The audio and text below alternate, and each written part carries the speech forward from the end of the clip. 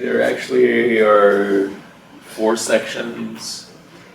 Talk about Money Manager Capitalism and the Crisis, and include a discussion of what happened in the Euro area.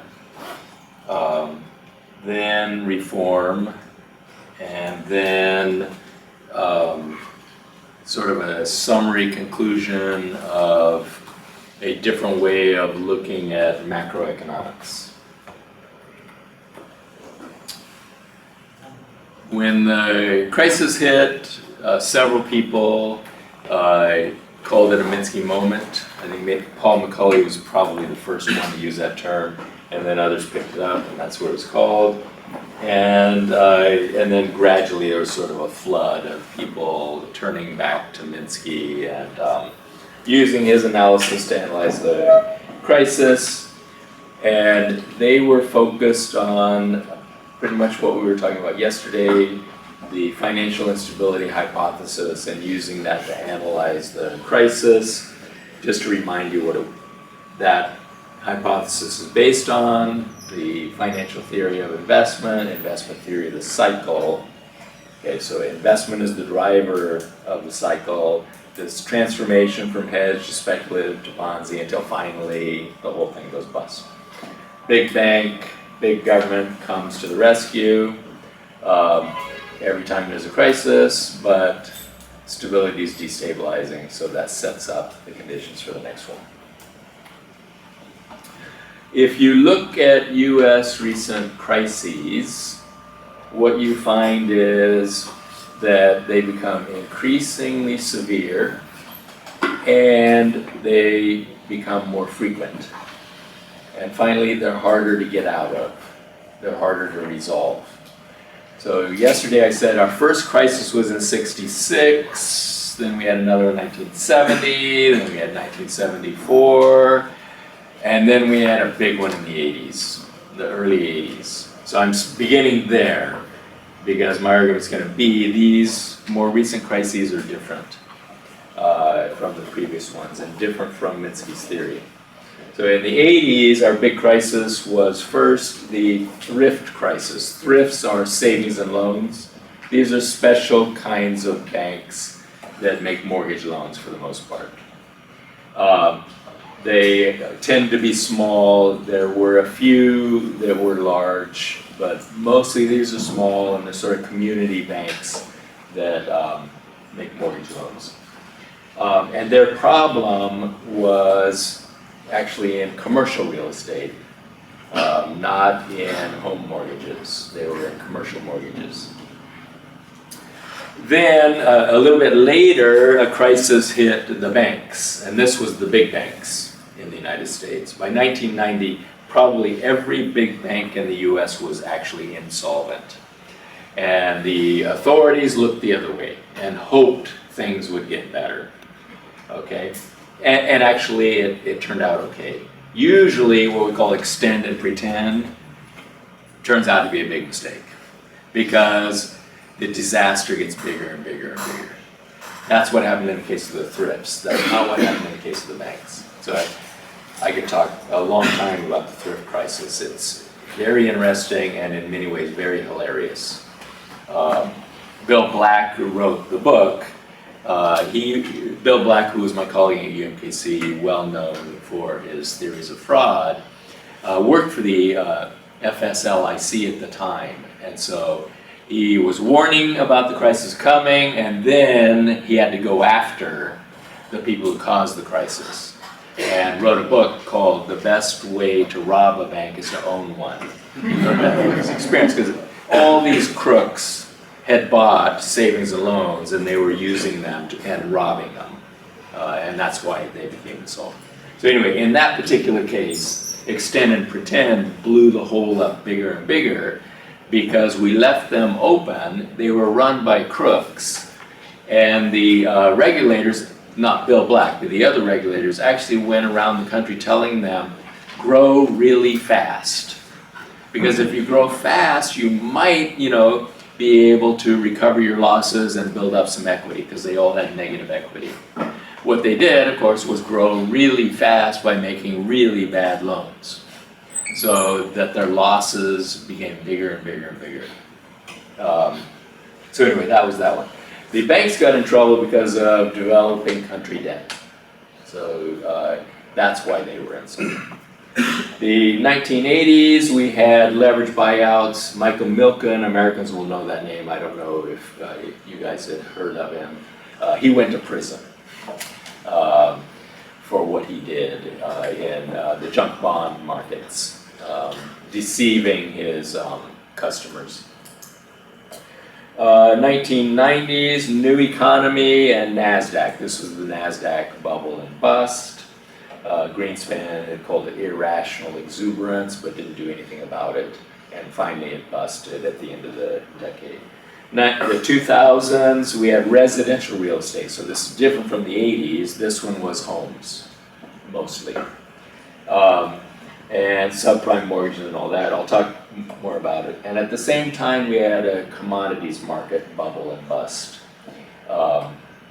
that saw oil prices quadrupling and food riots around the world because people actually were starving because of the high cost of commodities like wheat and rice. So, anyway, increasingly frequent, increasingly worse, harder to resolve, and none of these fit the Minsky financial instability hypothesis. Why? None of them are investment. None of them are purchasing plant and equipment. None of them fit the investment theory of the cycle. None of these are caused by investment. Okay? Now I know we classify real estate as investment, but that's not what his theory was about. Okay? He was talking about firms buying plant and equipment. So if they actually don't fit that model. However, they do fit Minsky's writings from the 80s through the 90s, when he had moved back to a stages approach. Okay. These are all crises in the Money Manager Capitalism stage, and they're different from what he had proposed in his theory. So I already talked about the earlier stages. We'll start with Money Manager Capitalism. So this, other people have noticed that capitalism really changed after the mid-70s. Okay, not just the US, all the developed capitalist countries had a similar experience. And it goes by different names. Probably the most common one is financialization or the rise of neoliberalism. Jamie Galbraith called it the predator state, and that captures something that's very important. It's the role the state plays in helping the predators take over the economy. Also shadow banking. That was Paul McCulley's term. That also captures a big aspect of it. A lot of it takes place outside the regular banking system. Anyway, I still think Minsky's analysis is by far the best. I think it's much superior. Everyone else captures some of the story. He captures, I think, the whole thing. So his theory is stability bred instability. Of course, he'd been arguing that for a long time. So it's a very slow transformation of the economy toward a very unstable kind of capitalism that took decades to develop. And it developed because we had stability, because we had no Great Depressions. It wouldn't have developed if we had Great Depressions in the post-war period. It developed because we didn't have them. It required a huge accumulation of financial assets and liabilities. Well, for every asset, there's a liability. So these two things go hand in hand. You could either look at the growth of financial assets, or you could say, well, it's a growth of debt. Of course, they have to happen together. So it's a growth of debt and credits relative to the size of the economy. This occurred because we didn't have depressions. The useful thing about depressions is they wipe out debt and assets. That's what they do. And you start all over again. We didn't have any depressions. We have crises. They wipe out a little bit of wealth, but not very much. So the wealth just keeps growing and growing and growing. That wealth has to be managed. And so you have the development of professional money managers. So it is managed by money managers. That's why it's called Money Manager Capitalism. Remember, every stage has a different kind of financial system. The kind that we have now is professional money managers. Okay, that's the stage. It's not commercial banks, it's not investment banks, it's professional money managers. Now they may work in investment banks especially. Globalization and securitization. Minsky was the first academic economist that I know of who wrote about securitization in a paper in 1987, a short paper. He had gone to a conference, I think at the Chicago Fed, if I remember right, and the financial markets people were talking about securitization. He picked it up and wrote a paper about it. And the very first sentence says, that which can be securitized will be securitized. And it turns out everything can be securitized. So it's a very good prediction. Everything became securitized. And in that paper he argued you couldn't have globalization without securitization. So those two things come together. It's only once you securitize loans, broadly defined, all kinds of loans. Once you securitize those, they can be globalized. No foreigners could have a piece of the US real estate action without securitization. Nobody is going to make individual mortgage loans in the United States or want to buy an individual mortgage loan because foreigners don't know anything about US real estate markets. So it would be crazy to do that. So what securities do, supposedly, is you diversify. You have mortgages from all over the country. You don't need to know anything about US real estate markets. That's the idea. So that's why securitization leads to globalization. And then finally, I talked about it yesterday, everyone says deregulation, but self-supervision was more important than that. Saying, you guys are doing very complicated stuff, we don't understand it, so go ahead, regulate yourselves. Okay? And that's what they did. So we got a crisis. One theory was you had black swans with long tails, and it's sort of a surprise. Nobody could have seen this coming. That was the argument, or irrational exuberance. Greenspan's term, which he had said in '96, was applied again. People just got caught up in this euphoria of real estate markets. I think the reality is that we were building towards this for a very long time. And there were a number of things that caused it, going way back. So the Fed's increasingly aggressive use of interest rate changes to try to fine-tune the economy and relying on central banks to fine-tune instead of using fiscal policy. Well, this really goes back to the 60s. That's when this started. But really it was Volcker. Volcker completely changed the American financial system by raising interest rates above 20%. What financial institutions learned is you cannot hold long-term assets. You have to package them and sell them. So that's when securitization really began. That's why it began. The banks said we can't hold mortgages because we can't trust the Fed. We don't know what interest rates might be. And in the US, mortgages were 30-year fixed rate mortgages. That's the typical mortgage. You're stuck with a mortgage for 30 years. Okay, a very long horizon. And if the Fed raises interest rates and you can't raise that mortgage rate, okay, your earnings won't cover your costs. So what the lesson that was learned from the thrift crisis is you can't hold mortgages, you gotta sell them. So that completely changed the US financial system. Financial institution innovations to make credit more elastic. So there were lots of things they did, including this one.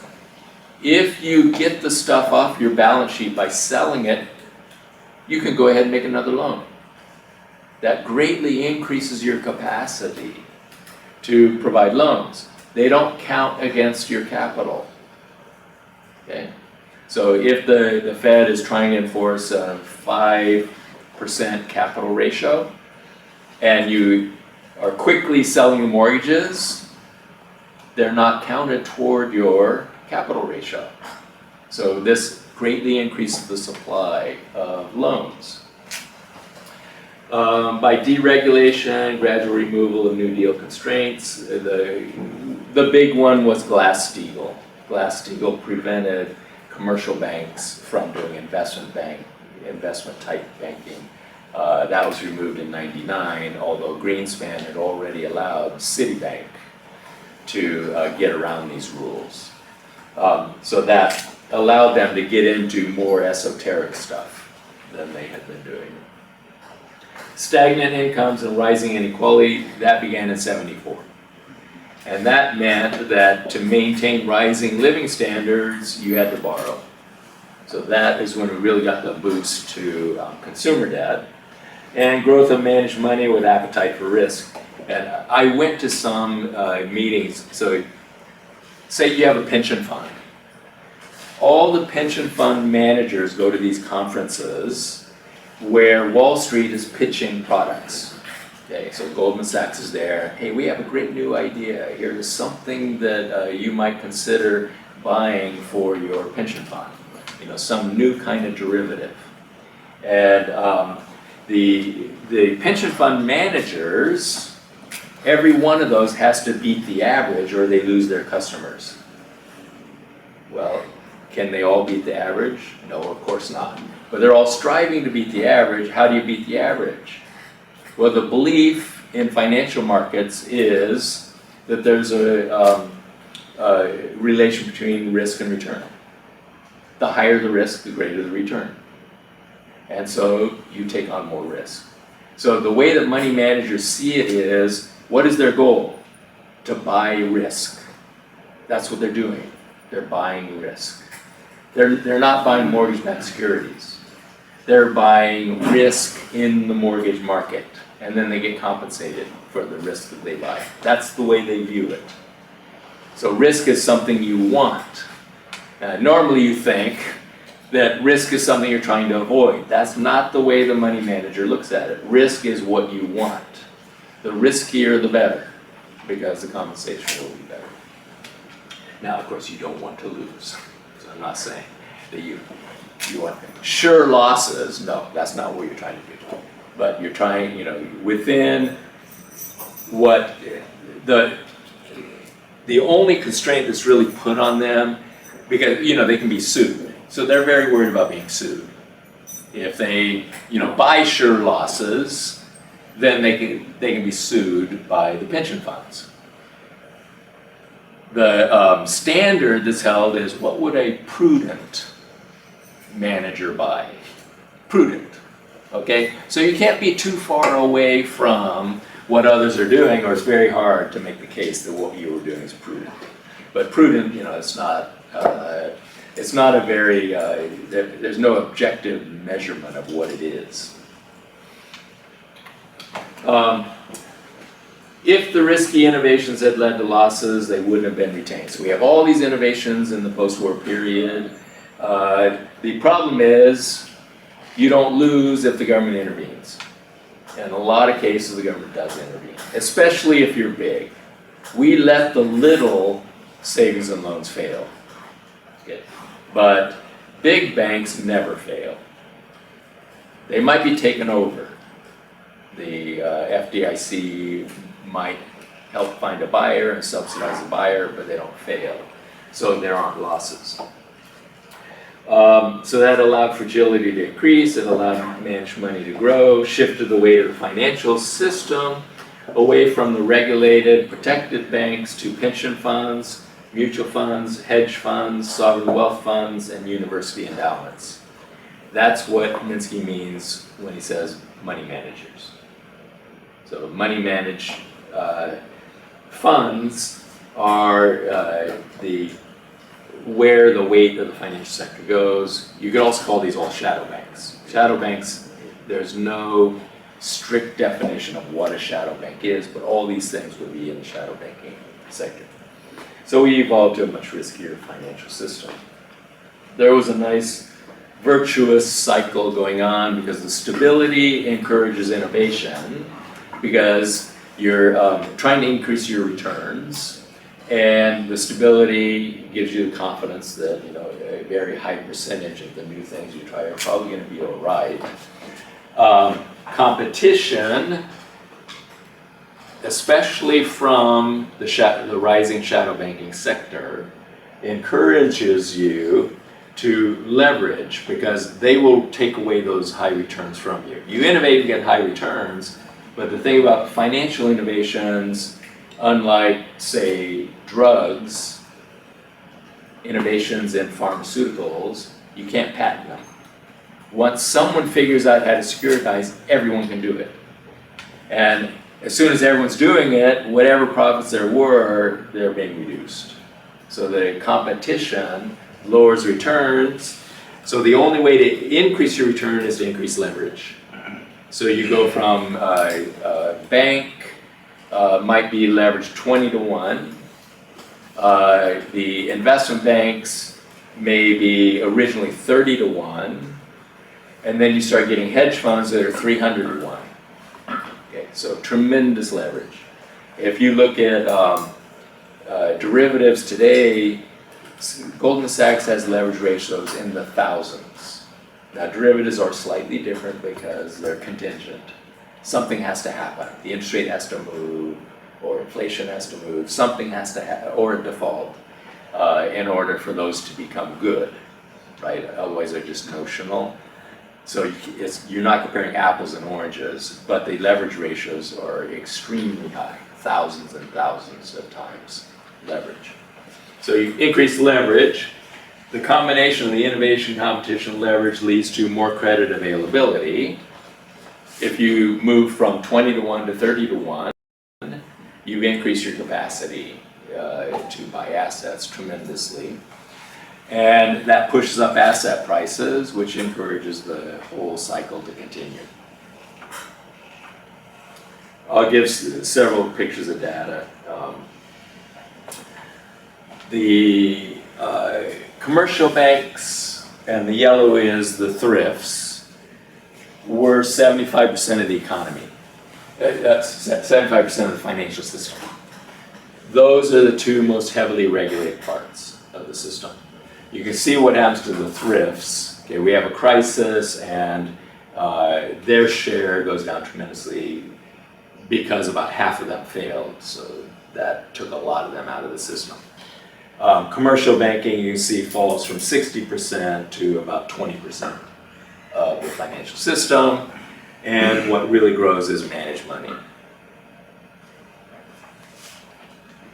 And the point is, that's mostly not regulated. Okay? There could be some, but it depends on which kind of money manager you're talking about. Pension funds were reasonably well managed, regulated until the late 90s. The 1999 law basically said you can buy anything. And not only can you buy, you should buy. You should diversify your portfolio into riskier stuff, and they did. Here's pension fund assets. They are a huge part of managed money. They are very big compared to the size of our economy. If you add the public pension funds and the private pension funds, they're equal to about 75% of GDP. That is very big. So it's a huge amount of money under professional management. Everybody trying to beat the average. Everybody trying to take on risk and increase their returns. And they are so big that they influence any market that they decide to go into.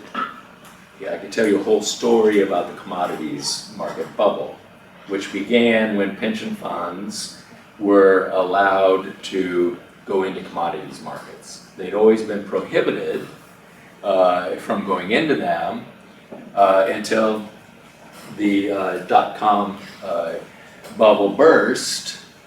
And then the regulators said, you know, they lost a lot of money because they were heavily in stocks. The regulators of the pension funds went around the country telling them, you know, you really ought to get into commodities because we've done studies that show that commodities markets are not correlated with the stock market. So you can diversify your portfolio. So they went into commodities and they blew up the commodities markets. Because compared to the size of commodities, the typical commodities market, they are huge. So they were only allocating about 5% of their funds into commodities, but that was enough to blow the prices up. And the correlation is 100%. When pension funds went in, they blew up. When pension funds came out in August of 2008, commodities prices collapsed. They are the drivers of the commodities boom. You were saying it's China, it's some problems in the Chilean copper mines and things like that. No, it was pension funds that did it. Oil too. Pension funds began actually by buying the commodities themselves. So they bought oil, they put it in tankers. They had them drive around the earth a couple of times to get the oil off the market, trying to push the price up. The problem was the storage costs got too big, so that they went into futures markets instead, which can have the same impact as buying commodities. So anyway, shredding of New Deal reforms. I'll show pictures for some of these. Deregulation, desupervision, self-supervision, rising inequality, falling wage share, rising consumer debt, and fiscal constraints. All of those played a role in setting the conditions for the crisis. Here is household debt. Mortgage debt is the majority, and then add on other debt. You can see we got to 125% of GDP. You can see that there is a long-term trend, but it really has a kink. It really increases at the end of the 90s, growing consumer debt. Financialization, layering, and liquidity, a rising share of profits and value added going to the financial sector, layering of debt on debt on debt, which is another, so debt ratio is one measure of financialization, layering of debt on debt is another measure of financialization. Positions and assets financed through very short-term borrowing. By 2007, right before the crisis, the big commercial banks were financing their positions and assets through overnight borrowing using commercial paper, which meant every morning they would have to issue more commercial paper to finance their assets. And suddenly they woke up one morning and bad news had come out about mortgage-backed securities, and the buyers of bank commercial paper, which were mutual funds, money market mutual funds, said, you know what, the banks could be in trouble. Let's not buy their commercial paper this morning. That was the end of the story. That's when the crisis began. And it was because they were using this overnight borrowing. If they had been using demand deposits, this couldn't happen. Okay? Even though demand deposits are available on demand, people don't run to the bank anymore. Okay? You don't get bank runs anymore in a country that has deposit insurance. So it couldn't have happened, but they were using commercial paper. Okay, with no guarantee behind it, and that's why we had to run. And casino-like speculation. I can't remember, I don't include all the pictures I have. So there's only a few pictures. I don't remember which ones I included. Okay, here is the share of profits of the corporate sector that goes to finance. That is the gold line. So you can see they used to have, the financial sector used to get about 10% of corporate profits. It grew to 40%. It fell in the crisis, it's back to 40%. So the financial sector gets 40% of all corporate profits. If you think about it, that's completely crazy. That would be like you have an automobile and the tires get 40% of all the profit. Okay? It's just an input to the production process. Of course, it's important. In Minsky's theory, finance is very important. But they shouldn't be getting 40% of the profit. They don't produce anything. They're an intermediate input into the production process. And share of value added goes from also about 10 to 20%. So that goes up. It doubles, the other quadruples. Here's total financial liabilities relative to GDP. So this is all debt in the United States over GDP. Here is the build up to the Great Depression. It goes to 3 times GDP.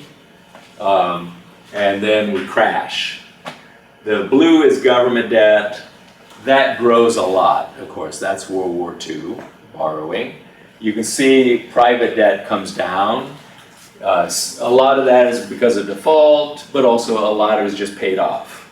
Anyone who could pay off their debt paid it off and didn't want to ever get into debt again.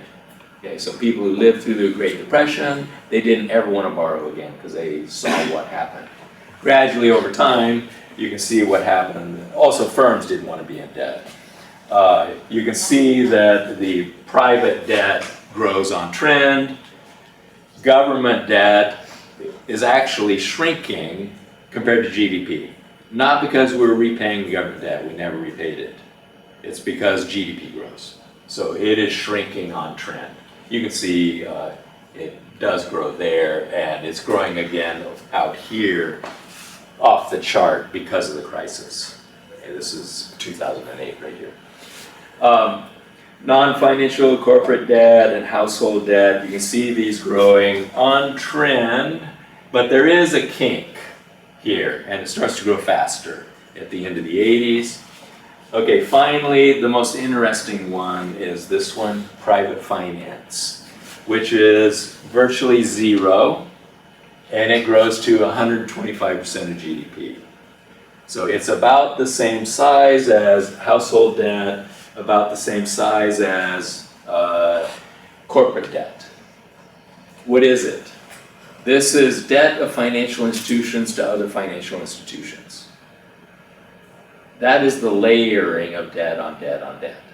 So it used to be that the commercial bank's liabilities are the deposits of the households. Their debt is to households and to small businesses. It's demand deposits. Today, the debt of a bank is to another financial institution. Okay? Which is riskier for several reasons. First, there's no deposit insurance. Okay, so I already talked about that. It could be commercial paper that's held by a money market mutual fund.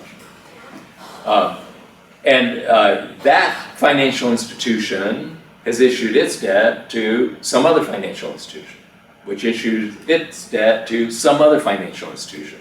So that's debt on debt on debt. Okay?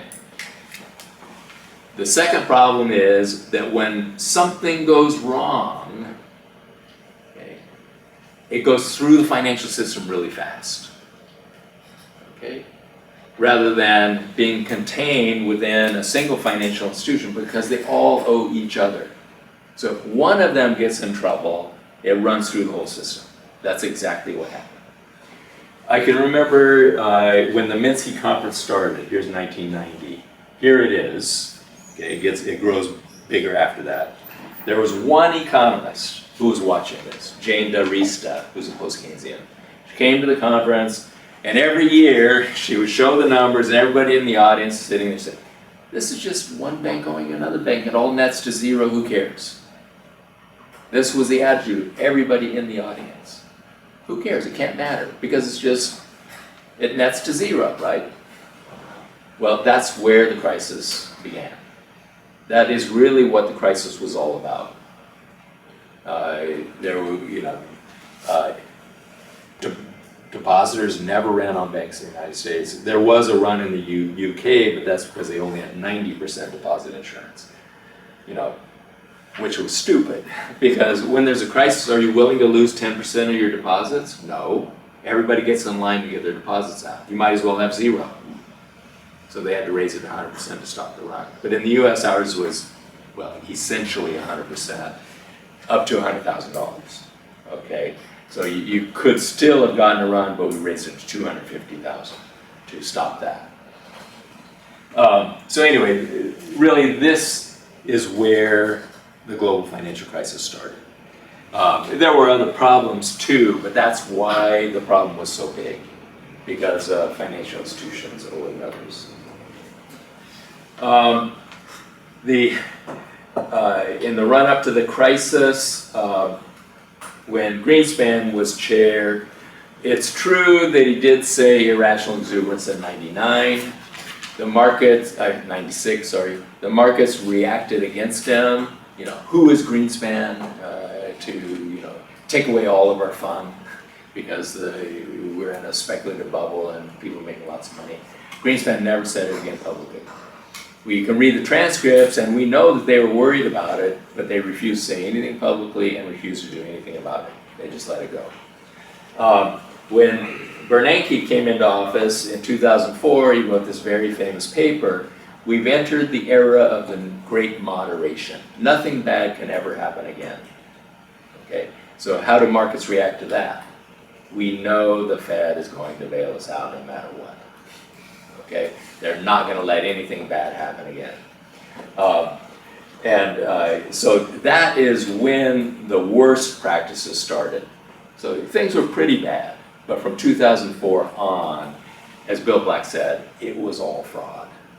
It was all fraud. So we can do anything we want now because Bernanke's given us the green light. Just go ahead. We had a conference in April of 2007, the annual Minsky conference. We had Michigan was on the board of governors, gave a talk, and there were Fed economists there presenting papers proving there was no housing bubble in the US. Okay, seriously. And Michigan's whole talk was about, don't worry about inflation, we're fighting it. And he was sitting at our table at dinner, you know, and Jamie Galbraith and I were trying to push him a little bit. You know, what about the possibility of a crisis? I thought that he was scared because I'm getting strange looks from him. But in retrospect, I don't think he had any idea. When we read the transcripts, it looks like actually there was no idea that we actually had already entered the crisis. I presented papers saying we're already in it, okay? Because we had already gotten the data that there was early defaults had spiked. What is an early default? It is home buyers who miss their first payment. Now think about this. They've just gone through the process of getting a mortgage loan and they can't make their first payment. Okay, this is bizarre. Because if you're doing good underwriting, you know what they have in the bank, right? You know what their demand deposits are. You know that they have a job and so on and so on. These people can't even make the first payment on their home mortgage. Clearly there's no underwriting whatsoever.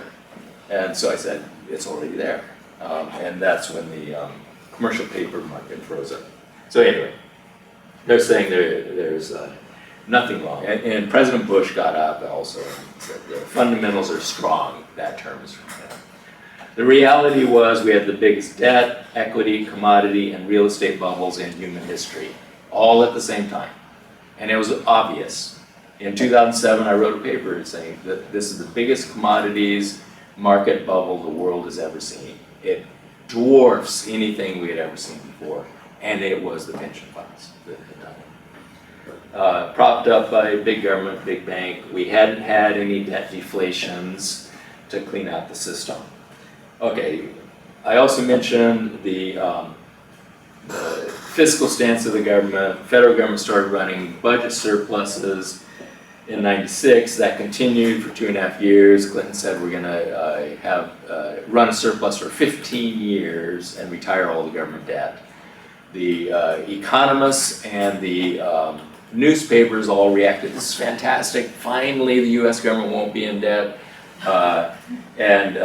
The financial markets thought about it for a few days and they said, hold a second, that means there will be no government debt.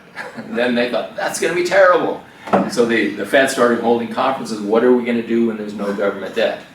Well, the way that the markets reacted was mortgage-backed securities. And so that gave a huge boost to mortgage-backed securities because it said mortgage-backed securities are AAA rated, just like government bonds. Homeowners never default, which was true in the US. default rates were so low you could barely measure them, because people don't want to lose their homes. They would always make the payments on their homes so that they didn't lose them. And so that gave a huge boost to mortgage-backed securities. The problem was the demand was insatiable. So they packaged every mortgage, almost every mortgage, into securities. They said, we need more. So then they said, well, they started off with the prime mortgages, the safest kind, and so on. So, well, you can start packaging subprimes. And then they lowered the standards so that they could give out more mortgages. That wasn't enough, so what they did was they had people who had no mortgage at all borrow against the equity in their homes. And they, in particular, targeted African Americans. So they would send they actually had done studies to see how to do this. They would get young, good-looking men to go knock on little old ladies' doors. And they say, did you know you're sitting on a gold mine? Say, wow, really? Yeah, your house. And the reason they wanted young men is because they all view them as like their grandkids, their grandson. And so they would convince them to sign terrible terms and take out mortgages against their home. So a lot of it had nothing to do with buying a house. 40% of all the subprime mortgages had nothing to do with buying a house. These people had no mortgage. It was to put your home into debt. So anyway, they packaged all that together. That wasn't enough. So then they tranched the mortgage-backed securities, so you could get a AAA and on down to B and finally down to the junk. Then they would take all the junk tranches, put those together in a security, and get a AAA and a B and all the way down to junk. So that's re-securitization. Take the junk from those, re-securitize that, so that's a re-securitization. So squared, cubed, and there wasn't enough of that. So then they start issuing virtual reality mortgages that have nothing in them, but they will pay if these others go bad. Okay, so they're bets on failure. And there are many different ways to do this, including credit default swaps. Okay, so it's just unbelievable the amount of product they developed, all based on, ultimately, about $10 trillion mortgage debt. That was the value of the houses, about $10 trillion, about half of the value of U.S. real estate served as the basis for all of this financialization of homes. Can't remember how I got onto that. Anyway, the debt, and this was all started by the fear there would be no government bonds. Now, of course, the projections were completely wrong. The surplus only lasted 2.5 years. We went into a recession, and then the deficit increased during that. We came out of the recession, but the private sector continued to borrow, and that was the housing bubble. So this is the surplus period right here. Here is the household deficit. They went into a very small surplus, and then, well, this is private sector as a whole, and then the private sector again running deficits. So it was linked to the budget surplus in the beginning by identity. That had to mean the private sector was deficit spending. Okay, the crisis hits. Hank Paulson was the Treasury Secretary, and he went to Congress and said, I need $800 billion. Don't ask me what I'm to do with it, because I'm not going to tell you. And surprisingly, Congress said no. So we're not going to give it to you. So he came back with a very long document that originally was going to buy bad assets off the books of the banks, and by that essentially makes those assets good for the banks, and that would restore their equity. They did a little bit of that, then they realized the banks were way too deep in the hole. 800 billion wasn't going to be big enough. So then they started buying, they started directly injecting some capital in some banks, but it wasn't enough. But that was all Congress could give him. So that's all the Treasury could do. Eventually, we got the Obama fiscal stimulus, which was 800 billion spread over 2 years, 400 billion a year. They knew that it wasn't enough. I was in this little group that was supposed to be providing advice, and while we were at the meeting, I think Jamie got a call and said, the number's going to be 800 billion. And Jamie asked him, why? He said, well, it's not a trillion. So we can't get a trillion. So 800 billion is the number they could get. You know, there was no other logic to it at all. They knew it wasn't enough, but it was all there was going to be. Of course it helped, but it wasn't enough, and it also came late. So finally, what I'm saying is, we weren't going to do it with fiscal policy. It wasn't possible. It had to be the Fed. So the Fed started doing a whole bunch of stuff, and Xinhua in her talk showed you some pictures from a project that we had with the Ford Foundation to look at what they did. Congress called Bernanke in to ask, what did you guys do? Bernanke says, I'm not going to tell you. Bloomberg asked for data on what they did. He said, I'm not going to tell you. So Bloomberg sued him. And we actually have this law in the United States, Freedom of Information Act. Bloomberg won the law, and the courts told Bernanke he had to release the data. So he released it in raw form. It was 29,000 pages. And Bloomberg went through it and came up with a number of the total of everything they had done was 17 trillion. Bernie Sanders had a banking committee, and I think they had I'm not sure this part's true. Somehow he got the number, but as a senator, he can tell the CBO what to do. And maybe it's a CBO. They came up with a number that was pretty similar, but these were incomplete. We knew that they hadn't gone through everything, so our project was to go through it. I had 2 students who went through it, and it turned out the true number was over 29 trillion. So you total up all the spending, that is buying assets and lending, and it was 29 trillion. That's what it took to resolve the crisis. And central banks have to be lenders of last resort. We know that, and talked about it before. Minsky said that's the primary function of central banks. So there's no question they needed to lend, and they needed to lend a lot.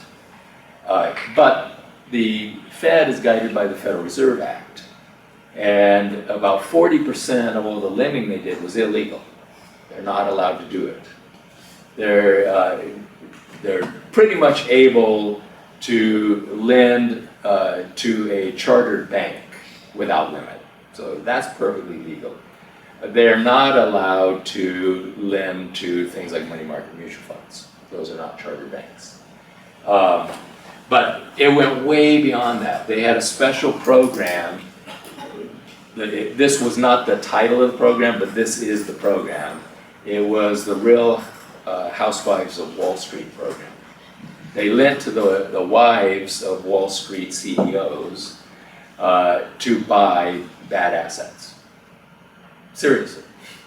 Matt Taibbi, who's one of our best reporters, has a report on this. So people like Real Housewives allowed individuals to borrow the money from the Fed on a non-recourse basis, which means if the assets turn out to be bad, you don't have to repay us. This is a good deal. Can't get better than that. Those kinds of loans. And then they lent at very, very low interest rates. I mean, a few basis points. Now, of course, the market rate was low because the Fed was intentionally pushing it down. Lender of last resort is supposed to be at a penalty rate. Okay? There were a few cases where they lent at a penalty rate where they really were punishing somebody. But mostly it was way below the market rate. So it was a subsidized rate. And they lent for periods up to 4 years to some of the biggest banks. And that is not lender of last resort. Okay. Lender of last resort would be a couple of months of lending. Then as soon as the liquidity crisis is over, you stop.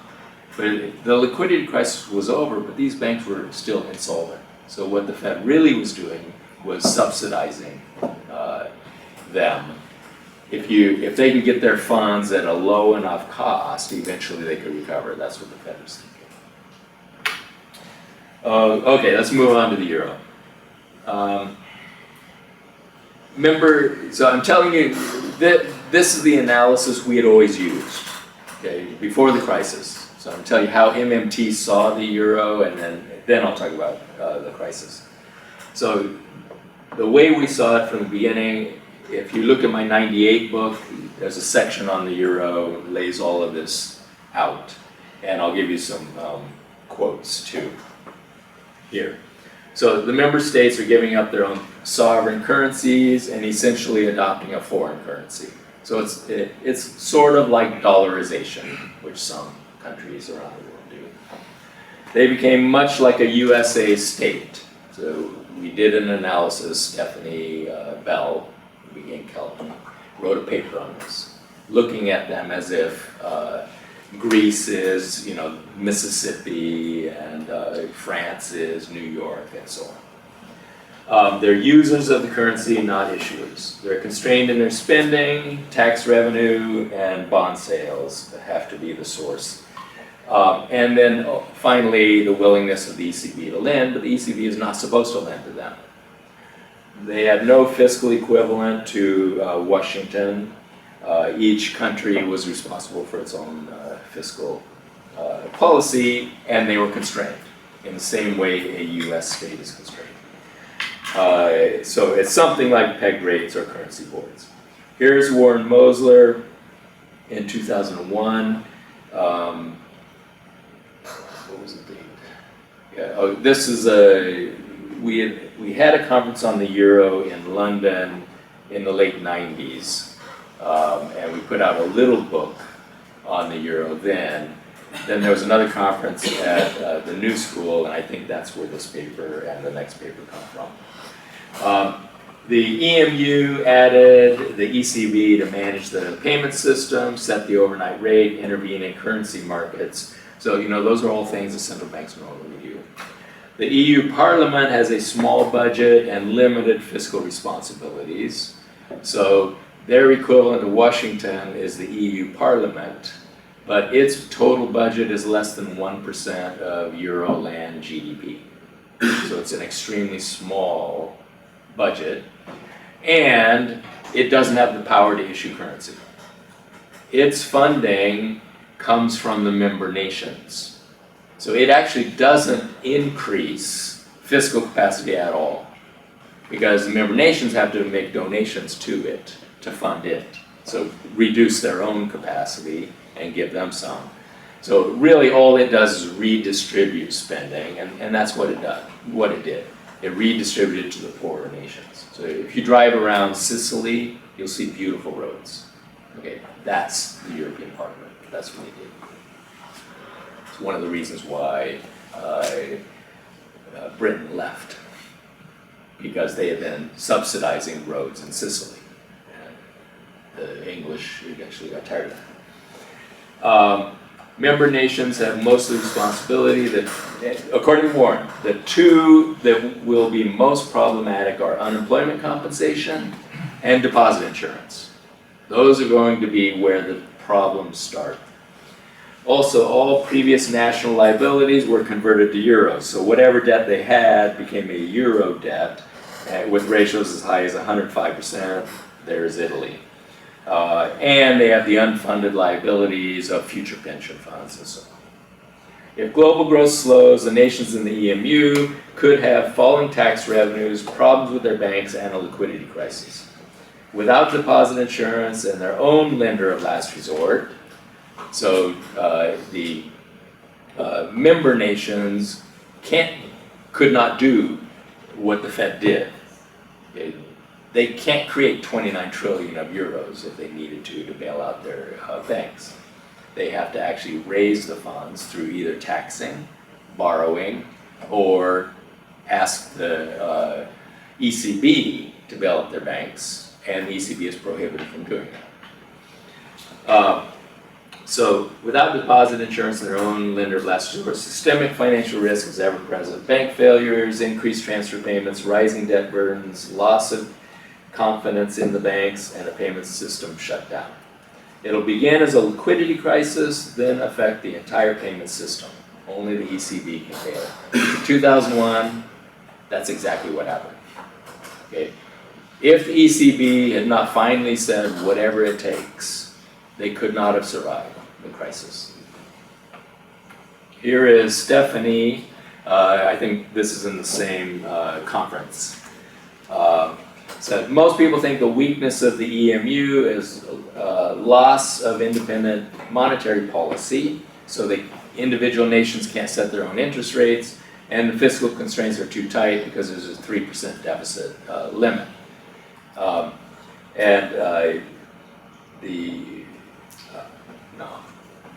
The reality is that they abandon their own state money and they can't use functional finance. The Maastricht Treaty prohibits central governments from using overdraft facilities of the ECB, so the ECB is not allowed to directly purchase their bonds, and says the ECB should be mindful of buying bonds indirectly. So they really shouldn't do this in order to get around the rule, to bail them out. There's no bailout clause. Neither any member state nor community nor ECB can assist a nation by helping to purchase the bonds.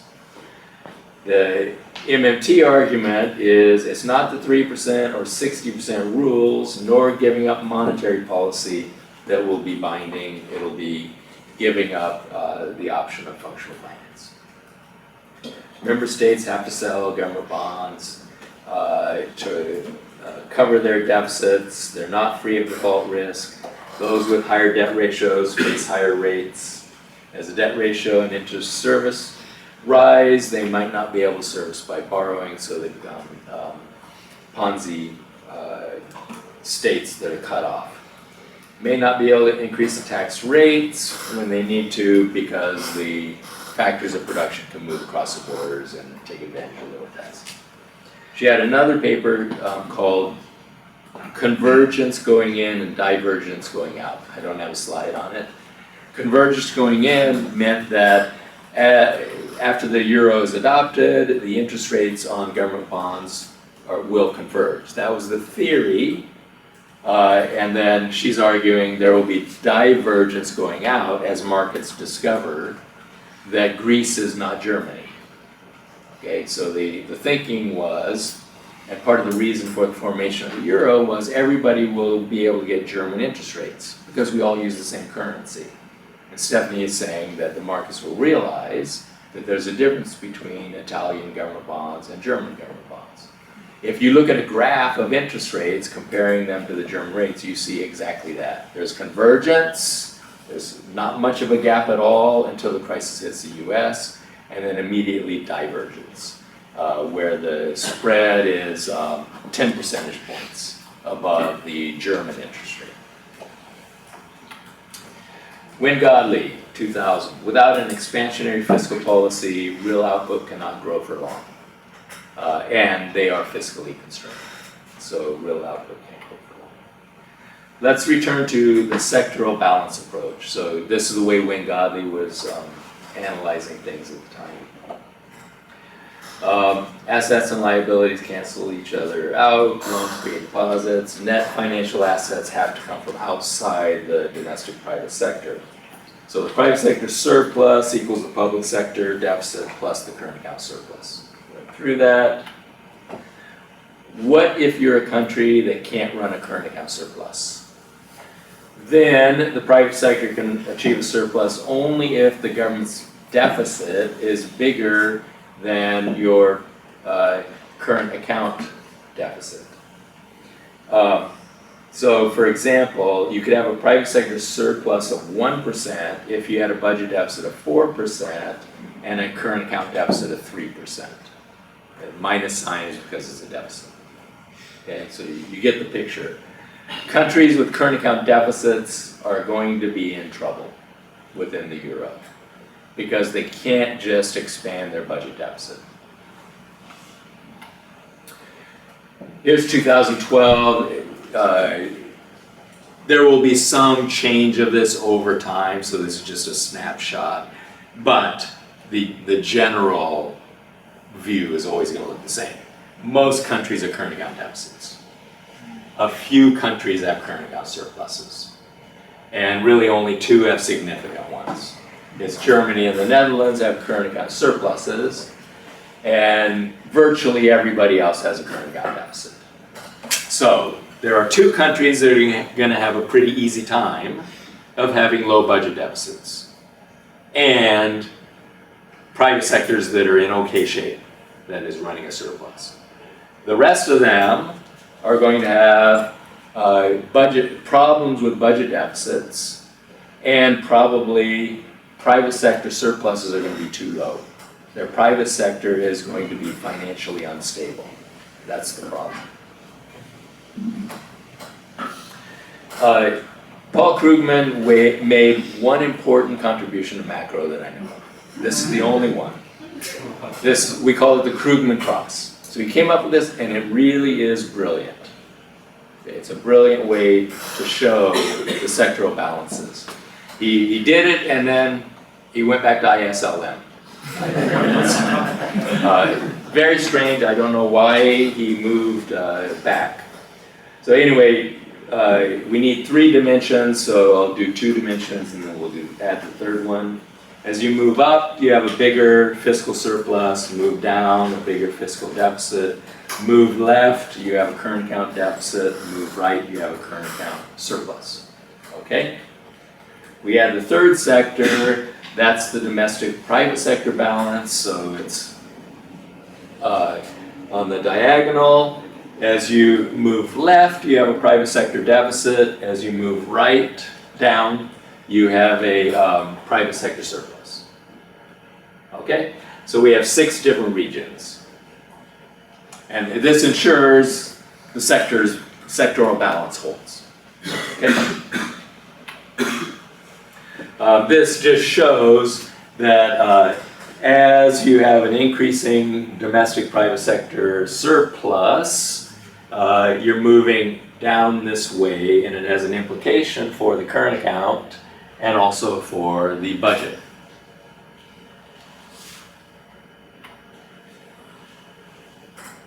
We can think of up above the diagonal as being potentially Minskyan financially fragile, because the private sector is spending more than its income, which isn't going to go on very long. This quadrant down here is the conventional twin deficits problem, where you have a current account deficit and a government deficit. So that's the orthodox thinking. That's a bad place to be. Stephanie looked, where is that one? Let me do this one for you. These are out of order. Stephanie looked to see if she could find the US in every one of these, and you can't. But she found the US in 4 of the different possible regions. In theory, the US is a sovereign currency issuer, so in theory we could be in every one of those. Okay? It so happens there are 2 of them we've never been in. The sustainable space for a sovereign currency issuer is the green area. Above the diagonal isn't sustainable because it means your private sector is running a deficit. They can't do that forever. We did it for 10 years.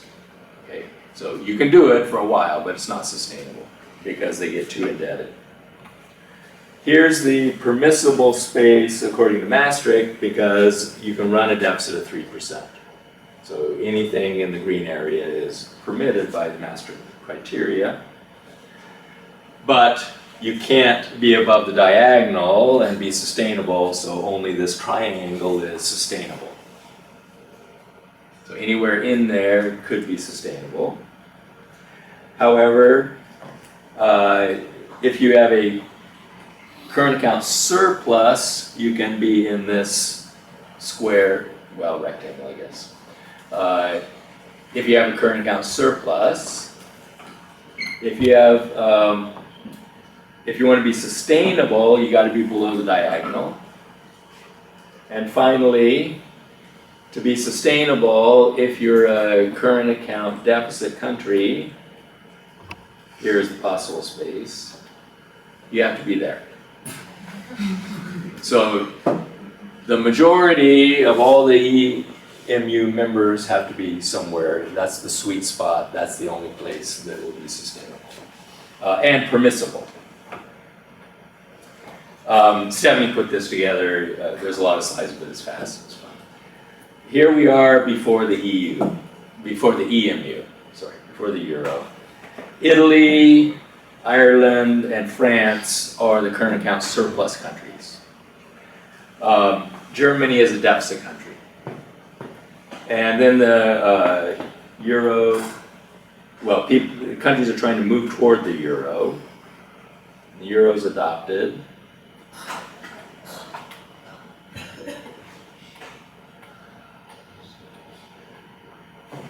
You can see what happened. Germany is the beneficiary of the Euro. Very clear. That they can easily meet the Maastricht criteria because they have a big current account surplus. And why they had it, why they're able to achieve it. There are a number of factors, but probably the most important factor in their favor was the unification. Because that gave them very cheap labor, which allowed them to hold their wages absolutely constant for 10 years. For 10 years, German wages didn't go up. All the other members had wages increase with labor productivity. I don't have the graph, but if you look around, you can find it. All the other countries, all these losers, had wages increase with labor productivity. Now, in neoclassical theory, they should, right? Wages should go up as labor productivity goes up. So they all played by, what have always been thought to be, the normal rules. Wages should go up with labor productivity. German wages were horizontal. So they became the low-cost producers. Okay? It's because wages didn't go up. So that's, I think, the main factor. Okay, let me finish with the euro and we'll take a break. So looking at the euro from perspective of MMT, it's the ECB that issues the euro, not the individual member nations. Now, it is true, and you can check this out, each of the member nations is issuing coins. Their central bank can credit their bank's reserves in euros. So they actually can create euros in their own country. The problem is that if those euros leave, or if there are claims outside, they can't create the euros they need to make those payments. Okay? So if Greece or Italy could completely control, close their borders, they would have no problem using the euro. Their central bank can create euros as long as they stay in Italy. Their problem is they can't make payments in euros across the border. Only the ECB can make that. So that's really what we're saying here when we say they're issuing the euros. The ultimate euro for clearing has to be from the ECB. They can't create those individually. So ultimately, everything depends on the ECB's willingness Well, and also what it is permitted to do, because the laws might constrain it. So it is the one that sets the overnight rate, acts as a lender of last resort. It cannot run out of euros, but the member central banks can, in the sense that they can run out of reserve deposits at the ECB. That's what they have to make the payments across borders. So they can run out of those euro deposits at the ECB. Even though they can always create them domestically, they can't make the payments across border. Target 2 ensures within EMU clearing. You had to make sure that checks that are written by a German bank can be deposited in an Italian bank. Okay, to have a monetary union, payments have to clear, and they have to clear at par. Everything's in euros. So they created Target 2. Target 2 would temporarily lend to Germany if it was short euro deposits at the ECB to make those payments. So you had to have this mechanism to make sure the payment system always functions smoothly. Okay? And so they realized that and they set up Target 2. What they might not have planned on, because I don't know what was going on in their minds, is that you would have a system in which there are a couple of countries that always have net clearing in their favor, and everybody else has net clearing against them. If you have that, the countries with clearing against them will have to continually borrow euros through Target 2. And so if you look at a graph of the balances in Target 2, you will see, I don't think I included it, so I'll show you, that here is 0, so above means you're a creditor, you have deposits at the ECB, below means you're a debtor, okay, you owe the ECB. It looks something like this.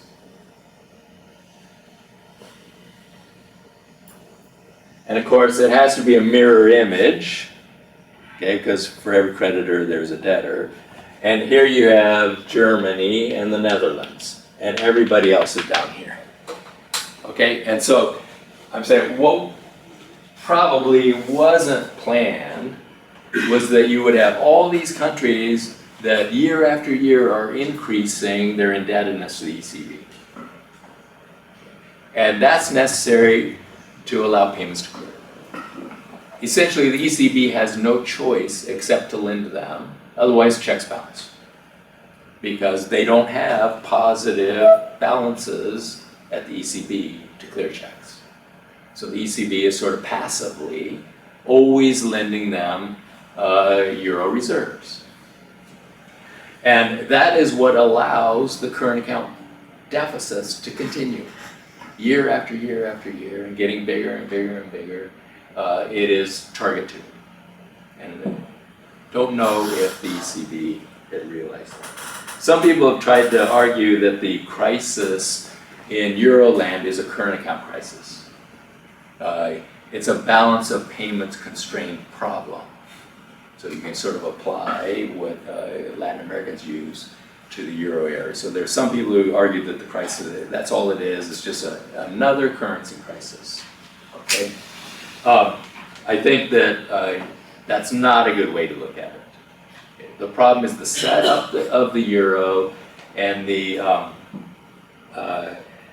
fiscal constraints on the government, which mean that the current account deficit countries have no way to build up their economies, to employ all the unemployed people because of the fiscal constraints on them. They have no way to fight the impact of having current account deficits. So the current account deficits do hurt their economies because they lose jobs, and they, say Italy, lost all of their manufacturing jobs and they can't stimulate their economy to bring back jobs, the current account deficit actually doesn't constrain them at all because there's target 2. They can continue to run the current account deficit forever. I mean, as long as the ECB keeps operating target 2.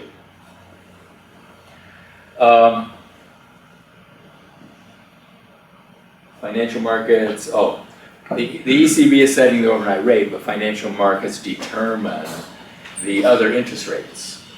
And as I already said, Greece is not Germany. So Greece gets really high rates, Germany gets low rates, and governments can very quickly get into debt traps where they can't control their deficits because so much spending on interest due to high interest rates. Fiscal policy ultimately committed by the ECB. You could compare them to dollarized nations. The difference is the dollarized nations don't have the Fed operating anything like target 2 for them. So they really run out of dollars and that's the end of the story, right? These countries really can't run out of euros because target 2 always replenishes for them. Euro is a problem. By adopting euro, they became something like US states. Going back to what Warren said, the euro governments have to fund their own social programs. So when unemployment goes up, they have to cover unemployment compensation. They have to fund their own pensions and health care. When their tax revenue goes down, they really are in trouble. They can't make those payments. And then finally, when the crisis hit, their governments had to deal with the banking problems individually. If you looked at the Irish government debt to GDP ratio, it was pretty close to 0 until the crisis hit, and then it exploded because the Irish government bailed out the banks. And they not only bailed out their banks, they bailed out all the European banks.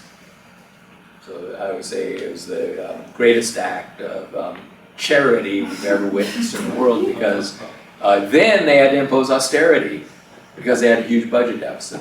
You know, it was all bailing out the banks. It had nothing to do with the Irish living way beyond their means. It was trying to save the European banks.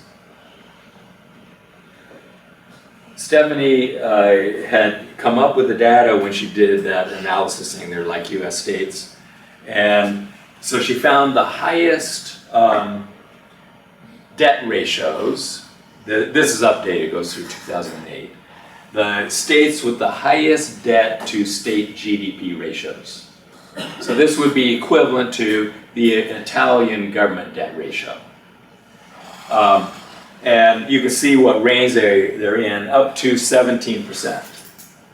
The Maastricht criteria is 60%.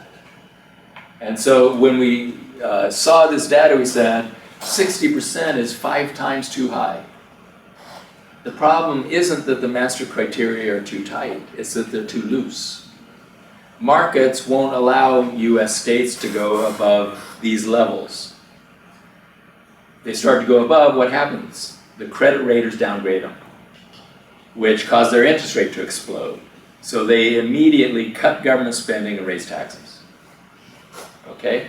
So this is what the market will allow a currency user to do. And so she argued that now that all the euro members are currency users, that is what the market would allow. Which means really there was only one country that was in this range, that was Luxembourg. Everybody else was way beyond what markets will permit. So the question is, why did the markets permit it? There are 2 possible reasons, and they're probably both true. The first was the markets didn't know what to think these things were. Okay? They weren't thinking the same way we were. They're just currency users, they're like US states. So it took them a while to figure out what they were. And the second reason is they didn't believe the no bailout clause. So although the ECB is not allowed to bail them out, they thought if a crisis comes, ECB will bail them out. And it turned out that was true. Even though they weren't supposed to, they did. So you could say in retrospect the markets were right, okay, and everyone else was wrong. When Godley, 92, so this is going way, way back. The power to issue its own money, to make drafts on its own central bank is the main thing which defines national independence. If a country gives up or loses this power, it requires the status of a local authority or a colony. So effectively, all those other members of the euro are colonies of Germany. Okay, that is what he was warning, and Godley played a role, and Charles Goodhart, and probably others, but I know those two played a big role in keeping Britain out. So Britain is in the EU, but it was one of, I think, only 2 members who had no requirement to ever join the euro, right? And it's because this early recognition of what it was going to do to the sovereignty of the country. So it's probably time for a break. Is the camera ready? Yes? Okay. Really? Okay, I'm going to move into reform. Yesterday I gave reforms basically what he recommended in '86. So now I'm going to update it in light of the crisis. And I'm using ideas from his papers in the early 90s, 90 to 93, when he was writing this book. Now, he didn't come up with a list like this, so I am sort of pulling the ideas out of his writings because he never finished that book. But there was a lot on reform of the financial system. So I took his ideas, and then some of them I updated in light of what I learned from the crisis and what I think we need to do. And then I'll go on to sort of a concluding review of this different approach to macro. So if you ask what should a financial system do, and you read through this later writing of Minsky, what I find is basically there are 5 different things that a financial system ought to provide. First, a safe and sound payment system. If you look at the United States, before 1913, we never had this. Banks issued their own banknotes, and they didn't circulate at par. So, say a Bank of America banknote might be accepted by Citibank at 50 cents on the dollar. So this is a real problem. Checks would bounce if the bank couldn't make payments to the other bank. So we created the Fed. It ensures the checks don't bounce and that they clear at par. And then we used to have bank runs. And the US had lots of bank runs because there's nobody standing behind the banks. So we created federal deposit insurance, which stops the depositors from running in the first place. We lender of last resort and all that.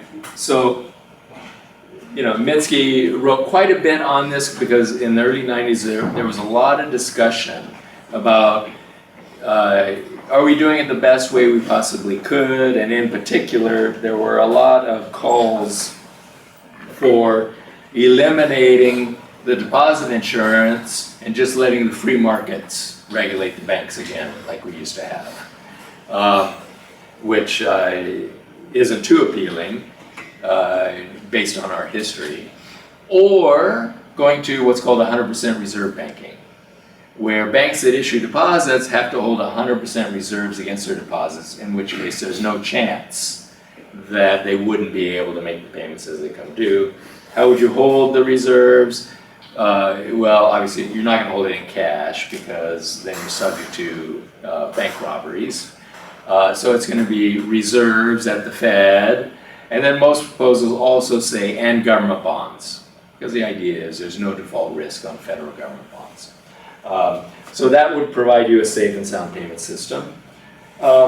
And then finally, some people argued that, well, we could go back to the way we did it in the US in the 60s and the way it is done in Japan still today and somewhat in Italy. That is postal savings banks. You use your post office as your bank. I don't know if you have that tradition in Brazil or not, but the biggest bank in the world is the Japanese Postal Savings Bank. So you have an account at your post office and you make payments through that account. In Italy, it was all electronic when I lived there, even in 1987. So you paid all your utility bills, basically using the remote control of your television, which was connected to your postal savings bank. They work, they can work very well, and they're perfectly safe because it's a branch of government. It's as good as the government is. So there's no chance of a failure of your post office. So that's another way to do it. So you can see there are various options. I think Postal Savings Bank would be a very good way to do it if you wanted to make a change. But on the other hand, after the global financial crisis, we know that the US payment system worked perfectly fine. Why change it? Okay, Minsky, when he's writing about these proposals, that why change a good thing? Why try to fix what isn't broken? It's not broken. We had no runs on banks in the United States, even though this was the worst crisis since the Great Depression. So there's really no reason to change it. Second is short-term loans to households and firms and possibly to state and local governments. State and local governments, of course, are users of the currency, so they sometimes have to borrow, and they might need short-term loans. Traditionally, this was done by commercial banks. Okay, that was their business, that could also be done by government. In the United States, we actually do have a small business administration that makes loans to businesses. We have student loans that at some points in time have actually been provided by the federal government. At some other points in time, they're provided by private banks with a government guarantee standing behind them. So there's another example where the government could get involved in making loans rather than just relying on commercial banks.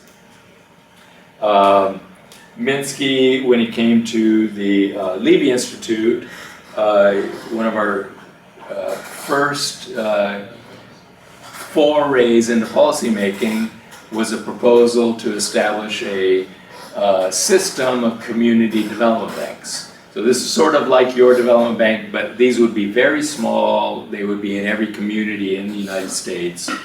They would provide deposit accounts, and they also would make small loans locally.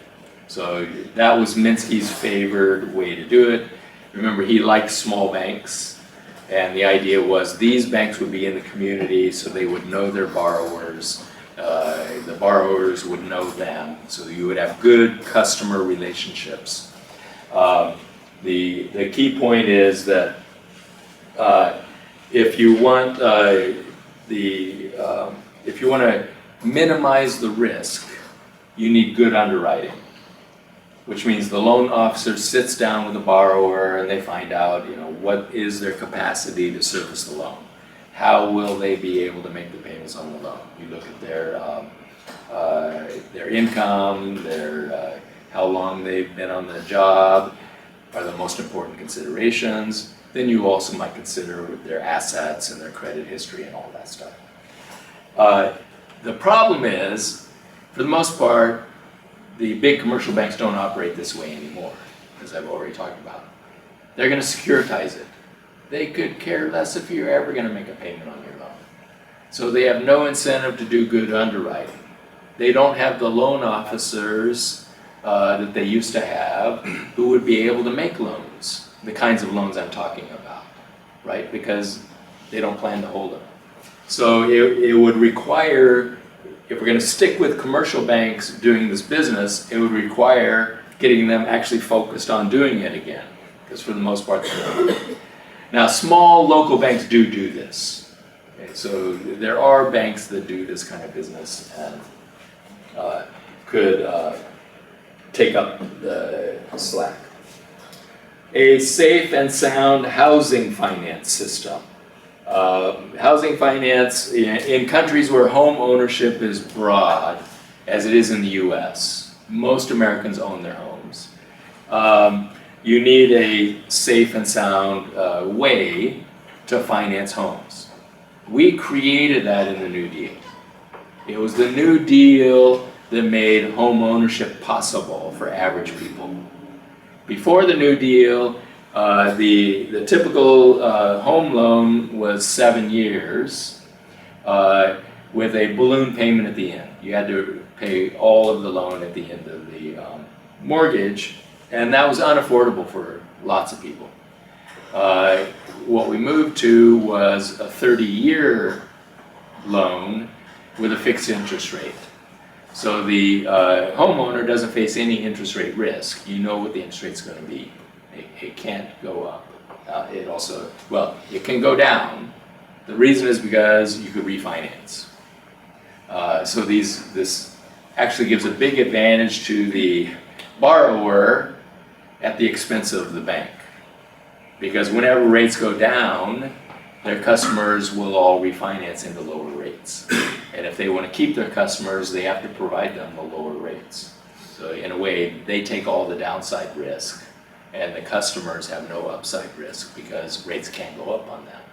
If rates go up, they just don't refinance. They stay in the lower rate mortgage for 30 years. So anyway, we had that system. It mostly was provided by the savings and loans. The savings and loans were community-based. They knew the communities. It worked very well. Borrowers virtually never defaulted, and savings and loans virtually never failed, okay, until the 70s. In 1974, we started changing the rules that applied to the thrifts, and I won't go into the details, but made them riskier and riskier and riskier. Until by the 80s, as I said, lots of them are owned by crooks. I mean, literally crooks. People who were convicted felons, who were mob-related, who were related to drug running and gun smuggling, and worked with the CIA in Nicaragua. Those were the people who owned the banks, and they were using them to fund their operations. So that's what we ended up with when we started deregulating them. So the question is, what do we do now? The system has completely changed. The banks and the thrifts don't want to hold the mortgages anymore.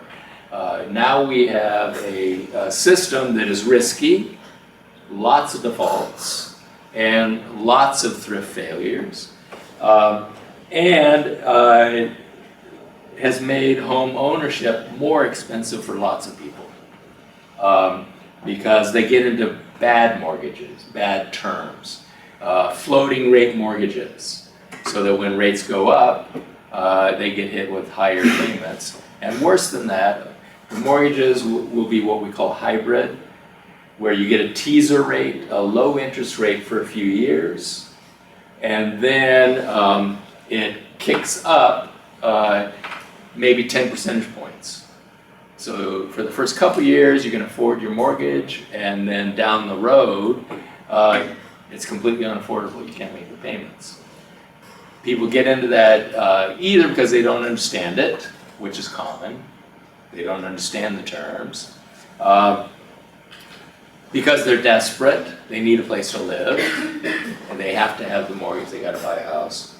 Or because they think, well, it's okay because I'll get a better mortgage later. I'll refinance later. A few years down the road, before those higher rates kick in, I will refinance. But you may not be able to. The terms may not improve. So it doesn't always work out. A range of financial services, including insurance, brokerage, and retirement savings services. So these were the things that used to be done by investment banks. And in the US in the New Deal, we separated that from commercial banking. We said a commercial bank cannot do these activities. The reason why we did that is because we discovered in the 20s what the banks were doing was duping their customers. So you've got customers who are coming in thinking that they're getting a relatively safe demand deposit, but actually what they're getting is stock in the bank or stock in a trust fund that is a subsidiary of the bank, that is a completely fraudulent entity. This is what Galbraith writes about in The Great Crash. This is what Goldman Sachs was doing, for example. So the idea was when people walk into a commercial bank, they should know that this is safe. You know, wherever you put your money, if you're in the commercial bank, you're going to be safe. They're not going to sell you products that are risky and try to take advantage of you. Well, gradually we deregulated so much that now when you walk into a Bank of America branch, Merrill Lynch is sitting right there. And as you walk in, they will try to get you into their little cubicle and sell you something. And if you're sort of a long-term depositor, especially if you keep a fair amount in your deposit, you're contacted continually. They're always trying to sell you something. So that is the problem with mixing the functions. The separate function entities also make it easier for the regulators. See, some of these functions in the US traditionally are very well regulated. Insurance. Insurance companies have to keep insurance have to keep reserves against losses. So if you sell fire insurance, the regulators make sure that you have a big enough reserve, to cover major fires and pay off the insured. They make sure that if you sell insurance, the buyer of insurance actually has something that they own that they're insuring. So a long time ago in Britain, people used to buy fire insurance on their neighbors' houses. And then, there's an incentive there, a perverse incentive. Insurance companies discovered, that this was a bad idea. And it encouraged lots of fires, and they had payouts. So that's illegal. Insurance companies can't do that. But the investment banks created insurance products that are not regulated as insurance products. And you can essentially buy insurance on the lives of other people. Employers buy what's called peasant insurance. They buy insurance on the lives of their workers. And then hope that they contribute to their death. Seriously. It started out as maybe a good idea. Insurance on your CEO. Because, they're a special person, and if something happened, it could lead to a big cost to the firm. But, capitalism, people are very clever, and they figured out, hey, it actually makes sense to buy it on the peasants too. You can buy the life insurance policies of people with diseases. Essentially, you're betting that they won't live as long as the actuarial tables say they will. So there's now all sorts of things. None of these are regulated by the regulators of insurance because they're not technically selling insurance. Okay, but they're insurance-like products. You can buy bets on the death of mortgages, mortgage-backed security. You can, in other words, bet that the buyers of a home won't be able to make the payments. There's a very famous case where this guy went to Goldman Sachs and says, I think that the mortgage markets are going to tank. And I want to make a bet against the mortgage markets. And the way I'm going to do it is by credit default swaps against securitized mortgages. And this was common already at the time. But he asked Goldman Sachs for a special little deal. Let me pick the mortgages that you put into the security. So he went through and picked the very worst mortgages, and Goldman Sachs put those together into a mortgage-backed security. Now the problem with this is no one is going to buy this mortgage-backed security, knowing that someone was allowed to pick mortgages with a high probability of default. And it turned out the default rate was something like 98%.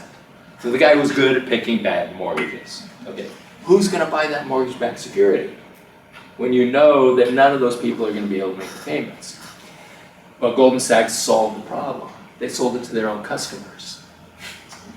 So their customers would take the loss, and this guy was going to take the winnings, and Goldman Sachs got paid by both of them.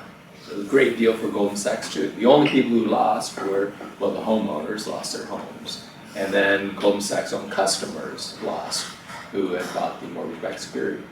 So anyway, just this insurance that is not regulated as insurance. There's no reserves held against credit default swaps. A big part of the bailout was to protect firms like Goldman Sachs that had lots of credit default swaps, but AIG was the counterparty, and AIG had no reserves against credit default swaps. So when those came into the money and Goldman Sachs and others expected to be paid, AIG couldn't pay. AIG went under, and the government had to bail them out just to protect Goldman Sachs and other big banks. Anyway, you have to figure out how you're going to do this. You could have the government involved in some of this, like retirement savings. Rather than having a private retirement system, you can have a government-provided retirement system. That's what Social Security is, but it's inadequate in probably the case of every country, definitely in the case of the US. And then finally, long-term funding of positions in expensive capital assets. This is traditionally what investment banks did. They were the ones that financed capital purchases. There's no reason why these need to be consolidated, although we have moved in that direction in the US and other countries. Japan also tends to consolidate these things, and Germany consolidates. But there's no reason why it has to be done that way. They're really, the argument always is that it will be more efficient, you're going to reduce the costs. I don't think there's much evidence of that. There's no evidence that beyond a fairly small size that there are any efficiencies in banking.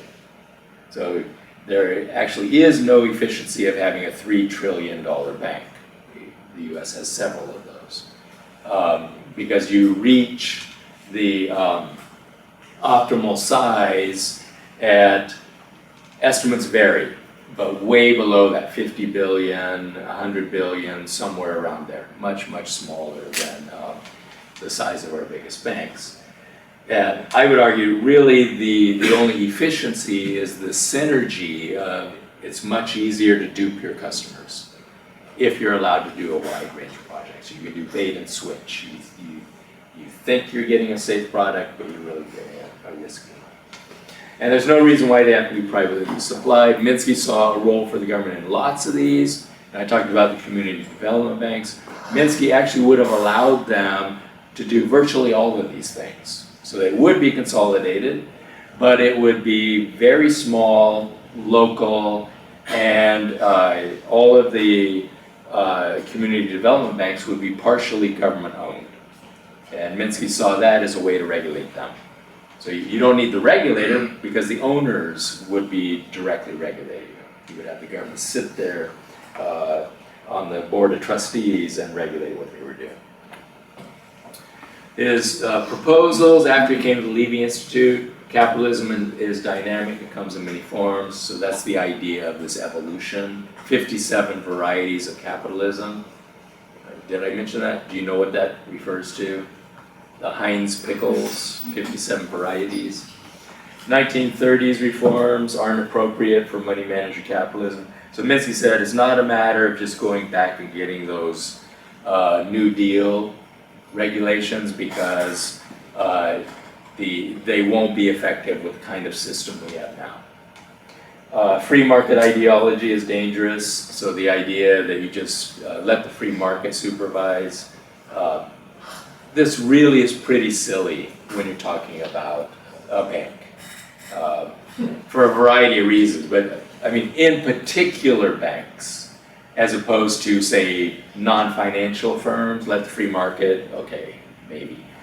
Banks, you can't do that. The reason is because the idea is the customers supervise, right? The problem with banks is that the information they have is confidential. So you're a depositor, the idea is, well, depositors will supervise the banks and make sure they're safe. But depositors can't get the information they need because all of the loan data is confidential. Of course, banks are also way too complex. Even the government regulators can't supervise them because they can't figure out what they're doing. In the case of the big banks. Little banks, maybe. The FDIC does a pretty good job with small banks. But big banks, they can't figure out what they're doing. And so anyway, the average customer doesn't understand what they're doing, couldn't possibly, and they can't get the data. Only the government can get the data. Only the regulators can get it. New policies are needed to reduce insecurity, promote stability, encourage democracy. I said Minsky was always very worried about democracy. He was increasingly worried about democracy because of rising insecurity in many varieties. His last papers were on rising insecurity. Insecure in your job, you don't have long-term commitments by the firms, we don't have long-term labor contracts. Most people don't have a union to protect them. They can be fired at any point in time. Also insecurity in the sense that their incomes are so low that they never know where the next meal will come from, even if they have jobs. So lots of kinds of insecurity have risen, and that affects democracy because people will tend to go for the Trumps and so on when they're very insecure. Promote stability and encourage democracy. Oh, and also inequality is a big cause of insecurity and also a big threat to democracy. If you have a handful of wealthy people who can essentially influence the political process because they're able to make huge contributions to campaigns. Conclusions, reducing concentration. The 4 biggest banks in the US, I think, now have 60% of all assets. So that's a tremendous concentration of assets in the hands of a few banks. We still have 4,000 banks. At the time Minsky was writing, we still had 17,000 banks. But there's been a huge consolidation wave. There also have been bank failures. Smaller banks failed, but a big factor is consolidation, bringing together a whole bunch of banks into what became regional banks. So not the Bank of America, which already was a national bank, but they become very strong regional banks through mergers. Making them retain risk rather than selling all of their assets, make them retain assets. So this is a proposal that many people, even conservative economists have advocated this, but they're talking about banks should have a little bit of skin in the game, so when they still want to allow originate to distribute, that is, make loans in order to sell them, they just want the banks to hold a few of them, say 10% of all the loans they originate. That's not enough. Okay? And in fact, banks already were doing that. Make them retain all the risk. Okay, that would be my proposal. Originate them and hold all of them. Also, prohibit banks from hedging. So what banks could do is go ahead and hold some mortgage-backed securities, but buy credit default swap insurance. Banks can take interest rate risk, but hedge against it. Banks can take foreign exchange risk and hedge against that. So what they're doing is hedging against interest rate risk, default risk, and interest risk. Well, my view is don't allow them to do any of those things, because what are they supposed to do? Banks are supposed to evaluate risk, okay, and then minimize it through good banking practice. Don't hedge against it, minimize it. So you're sort of defeating the purpose of what banks do, which is do good underwriting and only make good loans, loans that have a high probability of being paid. Don't let them take interest rate risk, don't let them take exchange rate risk. Let other institutions do it, don't let the commercial banks do it. Relationship banking means that you develop relations with your customers, like Martin Mayer talked about in that quote, that's where you trust your bank and the bank trusts you. Promote public-private partnerships for capital development. So development bank would be an example of public-private partnerships. Role for the government to play in re-regulating and re-supervising. We talked a little bit about this yesterday, the capital ratios. So we increase capital ratios a little bit. We provide living wills. What's a living will? So the biggest banks now in the US are required to tell the Fed how they're going to resolve themselves if everything goes bad. Okay, it's a pretty silly idea, I think. So you know they have a plan for how they're going to dissolve as a bank. And skin in the game, that's what I meant, taking a small share of the risk of the mortgage-backed securities. Minsky would argue, by themselves, none of these are going to give you safer banks. There are ways to undermine the effectiveness of any of these. Yesterday I talked about the capital ratios. Well, you just make riskier loans to try to get a higher return. The role for the government in direct provision of financial services. So there are some places where it's pretty obvious. You could have them in the payment system. In the United States, probably in Brazil too, we have a huge problem of unbanked population. Low-income people who have no bank accounts, because bank accounts are too expensive for them. So they end up using check cashing outlets that charge very high fees. When they need to borrow, they go to pawn shops and get very little against the collateral that they're providing. Or they go to loan sharks where they might pay 300% interest per year. So the banks don't want them, and it's not because banks are evil. They're making a calculation. Those aren't profitable. They say we don't want them because they're not profitable. Their accounts are too small and it costs us too much to administer the accounts. Well, an option then is the post office. Let the post office do it, and government is subsidizing the part of the payment system. Direct lending to serve the public purpose.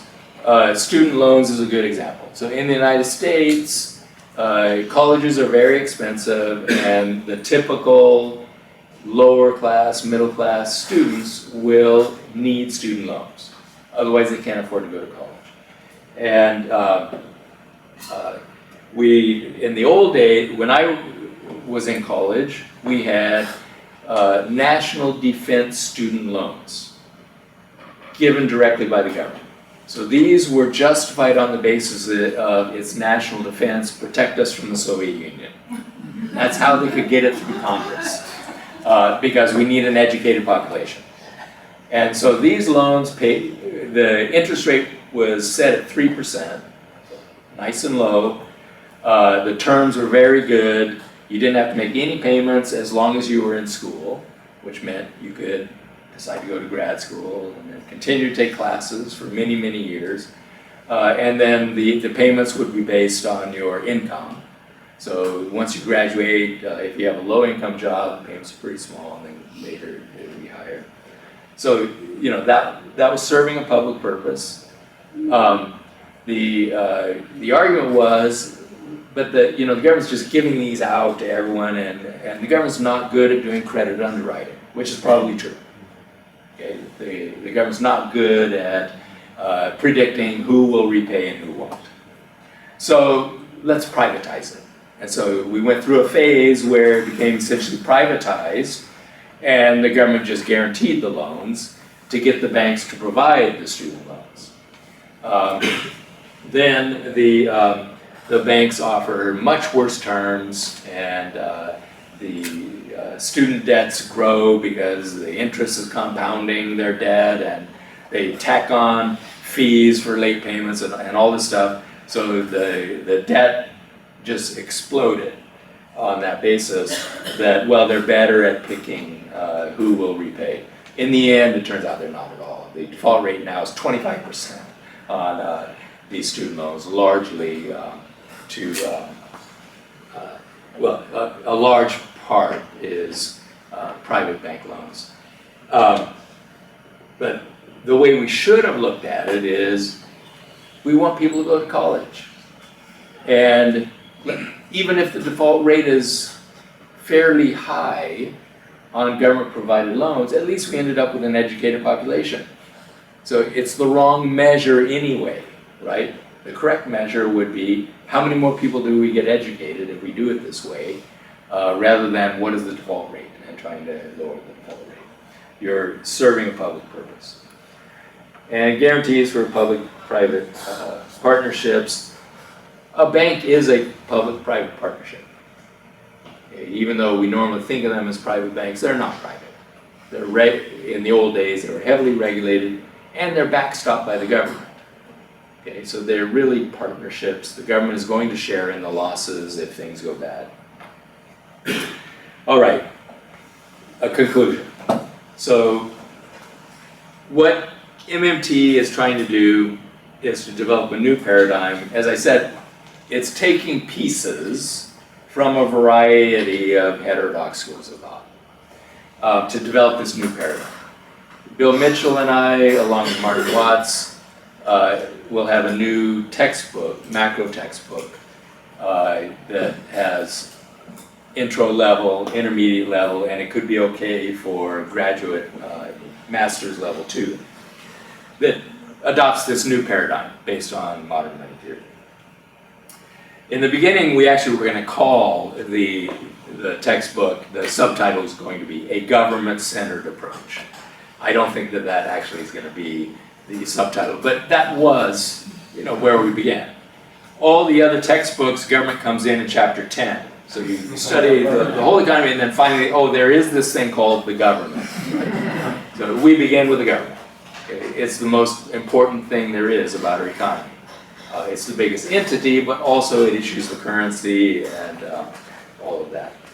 So we begin with a sovereign monopoly currency that's issued by the government, and we begin with the public purpose of the monetary system. That is where the monetary system came from. Okay? It came from the authorities. It wasn't an invention of the private sector. The monetary system exists to serve the public purpose. Okay, from inception. It's the most important thing about the monetary system. Now, it also serves the private interest, of course. Capitalism has for-profit production. So there also are private interests. And the monetary system also serves that. And so, of course, you have to talk about that too. We have private banks and we have loans made to for-profit firms and all that. But you begin first with the public purpose. And that is to create and mobilize resources for the public interest. Of course, it's also used in the private interest, mobilizes resources to pursue the private purposes too. Second, analysis, discipline with balance sheets. So the first thing you see comes from the state money approach. The second one comes from Minsky and Godley. So both of those always insisted you've got to be coherent in your accounting. Financial assets equal financial liabilities. So that is the balance sheet approach. Okay, so that's pretty simple, T accounts. Stock flow consistent modeling. Okay, so that's to make sure that every flow comes from somewhere and goes somewhere. And flows accumulate to stocks. So that's the Godley part. And macro sectoral balances. That's the Godley part. So that makes sure that your theories are coherent. A revised view of monetary policy. Okay, the first part you see comes from horizontalism, endogenous money. The central bank sets an interest rate target, and then reserves have to be horizontal. They're not discretionary. You put a star there. The caveat is with QE, you can always put more reserves into the system than banks need. You can't provide fewer than they need, but if you're willing to push the rate down to the support rate, you can always add more than they want. Reserves are not a constraint on bank lending. Banks make loans. If they need reserves, they go look for them later. Second, the effects of a rate change are indeterminate. Now, many post-Keynesians and horizontals won't agree with this statement. But at least some of us MMT people, Warren Mosler and I, make the argument that when the central bank raises the rate, we don't know if they're stepping on the gas pedal or the brake pedal. Raising the interest rate could stimulate the economy, or it could slow it down. It depends. Okay? And it depends on very complex analysis and the effects will change over time. So you don't know what the impact's going to be. If you raise the rate a lot, like Volcker did, so if you're willing to boost it above 20% when you're used to 3% overnight rate and you go to 20, you're going to have a big impact, but it's not the normal transition mechanism that mainstream economists talk about. That is that people decide to borrow less. That's not what the impact is. The impact is you cause massive insolvency throughout the economy. Okay, so you will have a big impact. You're going to cause a major financial crisis if you do it, because rates, anyone with a variable rate, the rate is going to shoot up, and they're going to be in big trouble. Okay? They won't be able to make the payments. So you cause an insolvency. You also cause the financial institutions to become insolvent, because they're holding assets that earn less, and they're in big trouble. So in usual circumstances, we argue that a lower rate is deflationary, not inflationary. What are the usual circumstances? The usual circumstances are that the government is a big debtor. If the government is a big debtor, lowering rates reduces payments by the government. It reduces interest income. And that will deflate the economy, taking income out of the economy that the government would normally be putting in. Central bank is never independent. I talked about that. Okay? It has to coordinate with Treasury. At the very least, it has to coordinate with Treasury. It can't be independent of the Treasury. And in the case of the U.S., it's very explicit. The Fed is a creature of Congress. It's not independent of the Treasury. Central banks can't hit inflation targets because they don't have the tools to do it. They can adjust the interest rate, but that doesn't give them control over the inflation rate. The best practice is a low and stable interest rate. So for example, what we were doing for a while, you pay 25 basis points on reserves and you lend reserves at 50 basis points. That keeps the rate in between the two. And then you operate clearing for the Treasury and banks. So that would be good central banking practice in our view. Revised view of fiscal policy, sovereign currency, issuer spends by crediting accounts, taxes by debiting. Doesn't borrow, it might issue bonds, but those are part of monetary policy operations. They drain any excess reserves. The sovereign government, so that is, of course, MMT. Sovereign supplies net financial saving, so that is sectoral balances. The deficit of the government leads to a non-government surplus. Fiscal policy dominates, monetary policy is weak, and we don't always know which direction it's pushing the economy. Fiscal policy is much more important. The appropriate goals are full employment with price stability and rising living standards.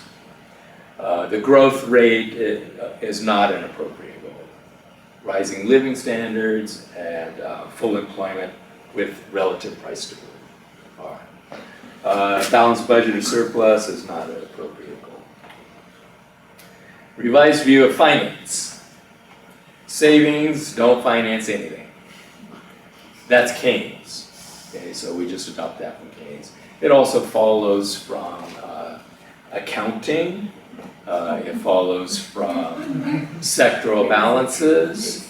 So the best statement of this was by Fag Foster, who's an institutionalist, not well known even in America and probably not known at all here. He didn't write much, but he said that saving is just the accounting record of investment, which is what it is. It's just the accounting will show that when investment goes up, saving goes up. If you read chapter 6 of the general theory, probably most people skip over it. It's accounting. Keynes goes through the accounting and shows exactly this, that saving is just a residual. It's the accounting entry of investment.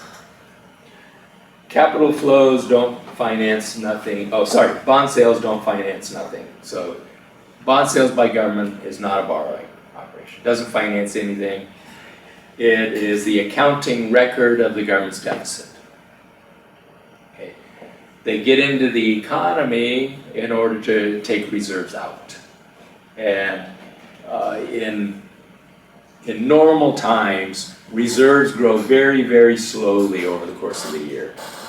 So if the government deficit is 100, bond sales at the end of the year, when you count them up, how many bonds are left out there in the private sector, will be virtually 100.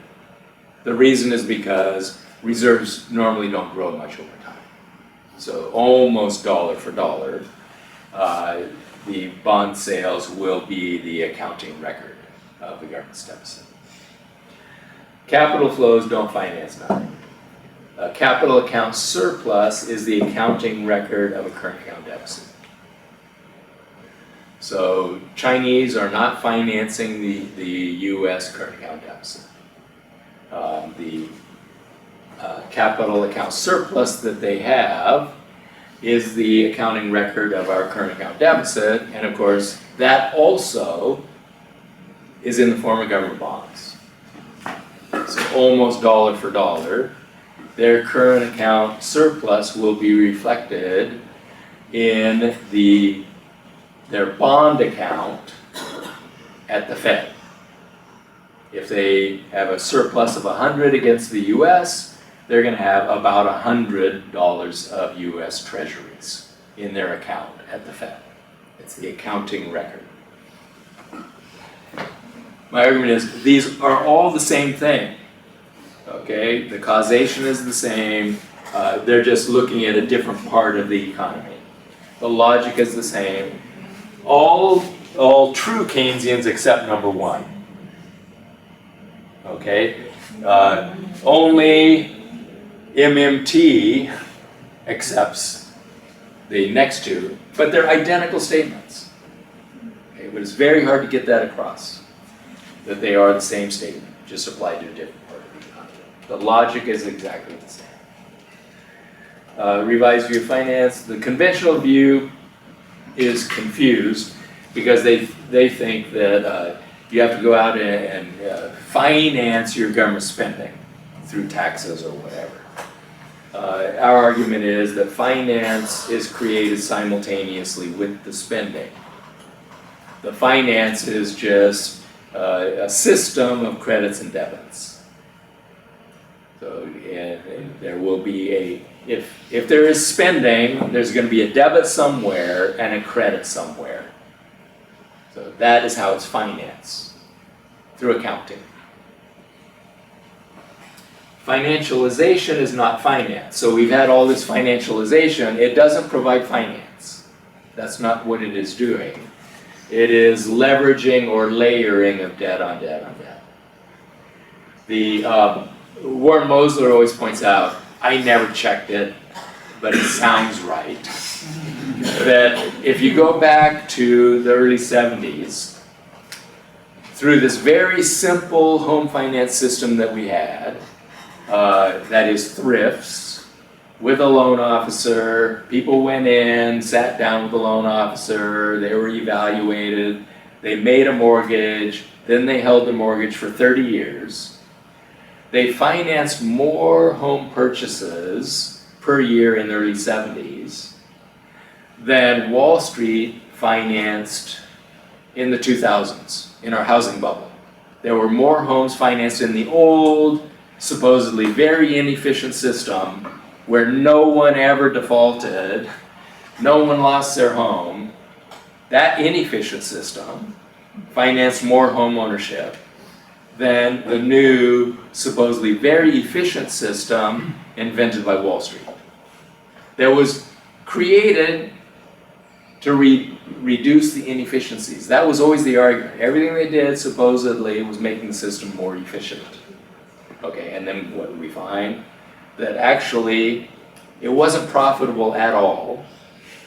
It brought down the banks. It wasn't profitable even if they didn't default, it wasn't profitable. The reason is because there were so many hands in the pie. I don't have the slide here, so usually I do show it. If you look at the old days, what did it take to make a home mortgage loan?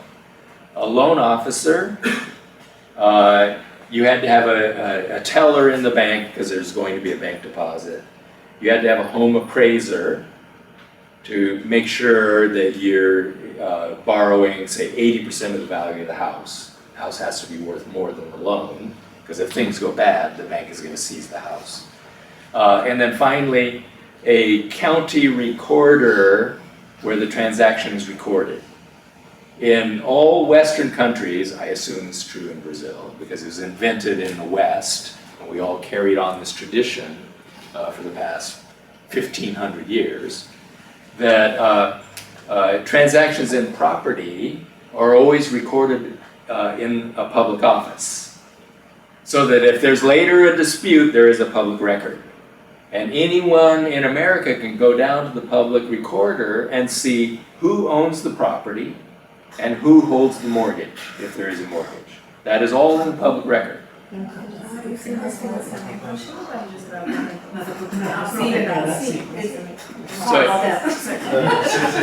So anyway, that's 1974. Okay, and basically that's all it took, because the bank is going to hold the mortgage forever. All right. Now today, what do you have? You have to have the mortgage originator, who in most cases won't be a bank. Mortgage origination there were people who did it out of their garages. Virtually anyone could be a mortgage originator. Then there has to be the bank that will actually provide the mortgage, because the originator is not a lender. Okay, so they have to have a relationship with the lender. You still have to have the home appraiser. You have to have an investment bank that does the securitization. So they buy a whole bunch of mortgages and put them together.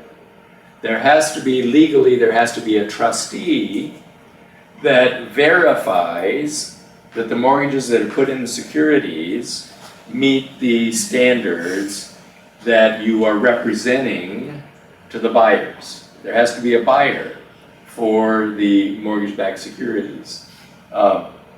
Then the banks decided that rather than going through all the trouble of recording in the public records, they would create their own electronic recording system. The reason they did this was because the typical mortgage was sold 10 times before it finally ended up in the final trusteeship. Okay, so there's lots of buying and selling. Then every one of those will just be recorded in the electronic registry system. They decided not to bother with the county recorders because there was a $25 fee each time. They didn't want to pay the $25. That system had 75% of all our mortgages are recorded in that system, not in the county recorders now. The whole system had, I think the total was 50 employees for 75% of all the mortgages, and they only had 14 people to check to make sure there were no mistakes. And it turns out there's tons of mistakes because it's all electronic, so someone has to sit down and type, say, the address of the house. And, they hit the wrong key, and they put 22 instead of 23.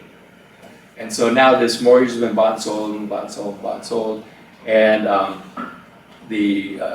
so it says 22, they think it's this house that lives at number 22 that owes them money, and they find out this house has never made a single mortgage payment.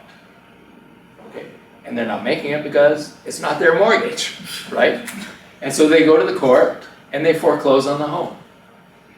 They take the home away, they kick him out, they sell the home. Seriously, it happens all the time in America now because the records are so bad. So you have to have a team of lawyers, you have to have a court system to handle the foreclosures, you have to take the home, you have to sell them, all this stuff. Anyway, the point is, almost all of these hands in the pie now get paid before the first mortgage payment. They're all paid up front. Okay, and everyone in there has to be paid for what they're doing. That system couldn't have been more efficient than the original system. It just has a loan officer and a home appraiser. That's all they need. Now you have to have a whole fleet. I have a nice picture that shows the steps of a home mortgage. The old days, it's really simple. The new one, it just fills the page with arrows just for a single mortgage. And most of the steps, mistakes can be made. So we ended up with a much less efficient system. Where was it? So that's financialization. Finance is not a scarce resource. So this is, I wrote a paper a long time ago on this.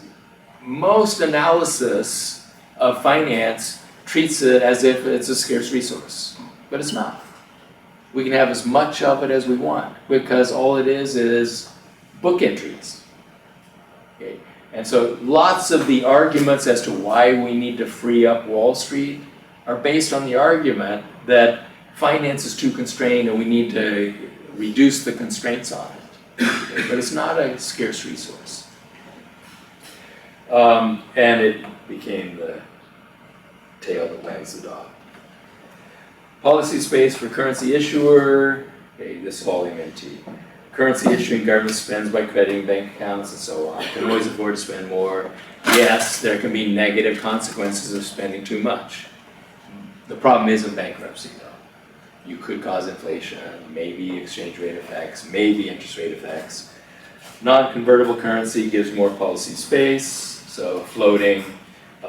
allows you no default risk, control your own interest rates, and you can pursue full employment. Return fiscal policy, we can always achieve full employment, can enhance price stability if we achieve full employment in the right way. So you don't just pump up demand, you have to do something like job guarantee. It can enhance economic stability, providing more income and output, can enhance financial stability because you don't have to rely on the investment sector to drive growth and create jobs. So that's it. And before I take questions, I put together study questions and forgot to bring them. So I was going to show them up, not that we would have time to go through them, but just to show you what they look like. So you'll get them real soon by an email, I guess. So they will give you an idea of, well, you know, what you can study as you're going through and an idea of what the questions would be like. Although I'm not saying I'm going to pull questions off here, I'll probably combine and it'll be related to the questions. Make you combine ideas from a couple of different questions in some kind of an essay. And I think there's something like 20, I don't remember exactly, that pretty much cover the topics that we covered.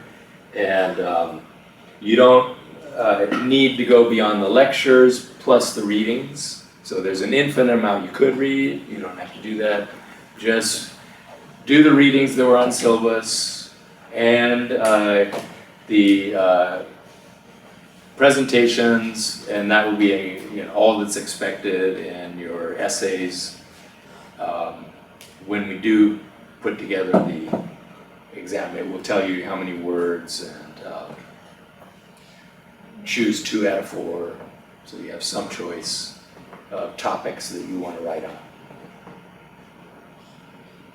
So you can ask me questions about this, but also about the exam.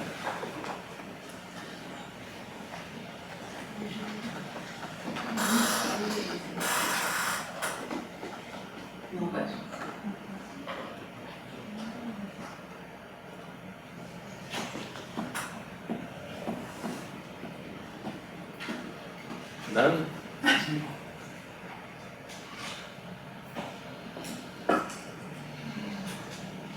Yep. Well, actually, I meant to ask you this a couple of days ago. Okay. So, since there's no other question about today's, I'm not sure about the words you used, but I think the idea was like, the job guarantee program is like necessary or like part of that entity. There is no other way to get around it. So how do you make this, I'm not sure this is like an abstract connection, how do you make it? How do you make this connection of necessarily and then to leads to job guarantee if there's no other, like it's part of the, what exactly do you mean by that? Okay.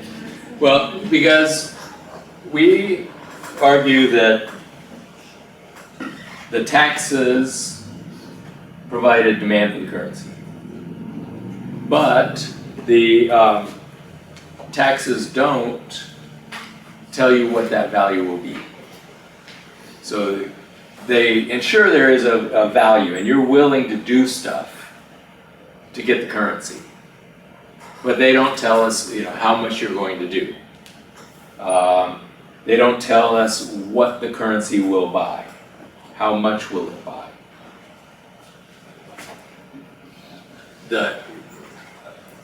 Warren argues that it's determined by what the government is willing to pay. Okay, so generally speaking. So if we don't have a job guarantee, then it's going to be determined in a very complex way by government purchases. And of course, the government is buying a wide variety of things that, and in a wide variety of conditions. Some of those things is just going directly to the market and paying whatever is the going market price. A lot of the things are in negotiated contracts where the output is produced specifically for the government, and probably for most countries this is by far the majority of the stuff we buy. It's in contracts through negotiations. And then finally, the government provides a lot of transfers that don't require anything in return. So the value of the currency is determined in a very complex, and you could say haphazard way, without, planning to control the value of the currency. The government thinks, well, the market price is going up, so I have to pay a higher price. In the negotiations, the providers will say, well, inflation has been 6%, so we got to raise our prices by 6%, and the government raises the amount that it's paying. Or more likely, what they do is they say, our profits have been too low, we need higher profits, and so the government say, okay, we'll pay you some higher prices. So it's a very haphazard system. The government could try to hold the line on what it's willing to pay in order to prevent the value from deteriorating over time. But if you wanted to really control the prices of stuff you buy, you would operate with buffer stock systems, where you would try to keep the price within a range, and you would buy and sell in order to keep that price constant, or possibly slowly rising over time by operating buffer stock regimes. And if you're trying to maintain a relatively stable value of currency, you could buy a very wide range of commodities using buffer stock schemes to keep the overall basket of goods that go into the calculation of inflation relatively constant.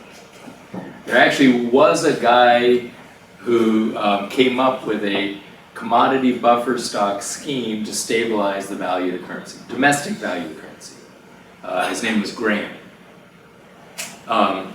And in theory it would work if you could get a broad enough range of stuff that goes in either directly or as inputs into the production of other things, get a broad enough range, you could stabilize the value of the currency over time.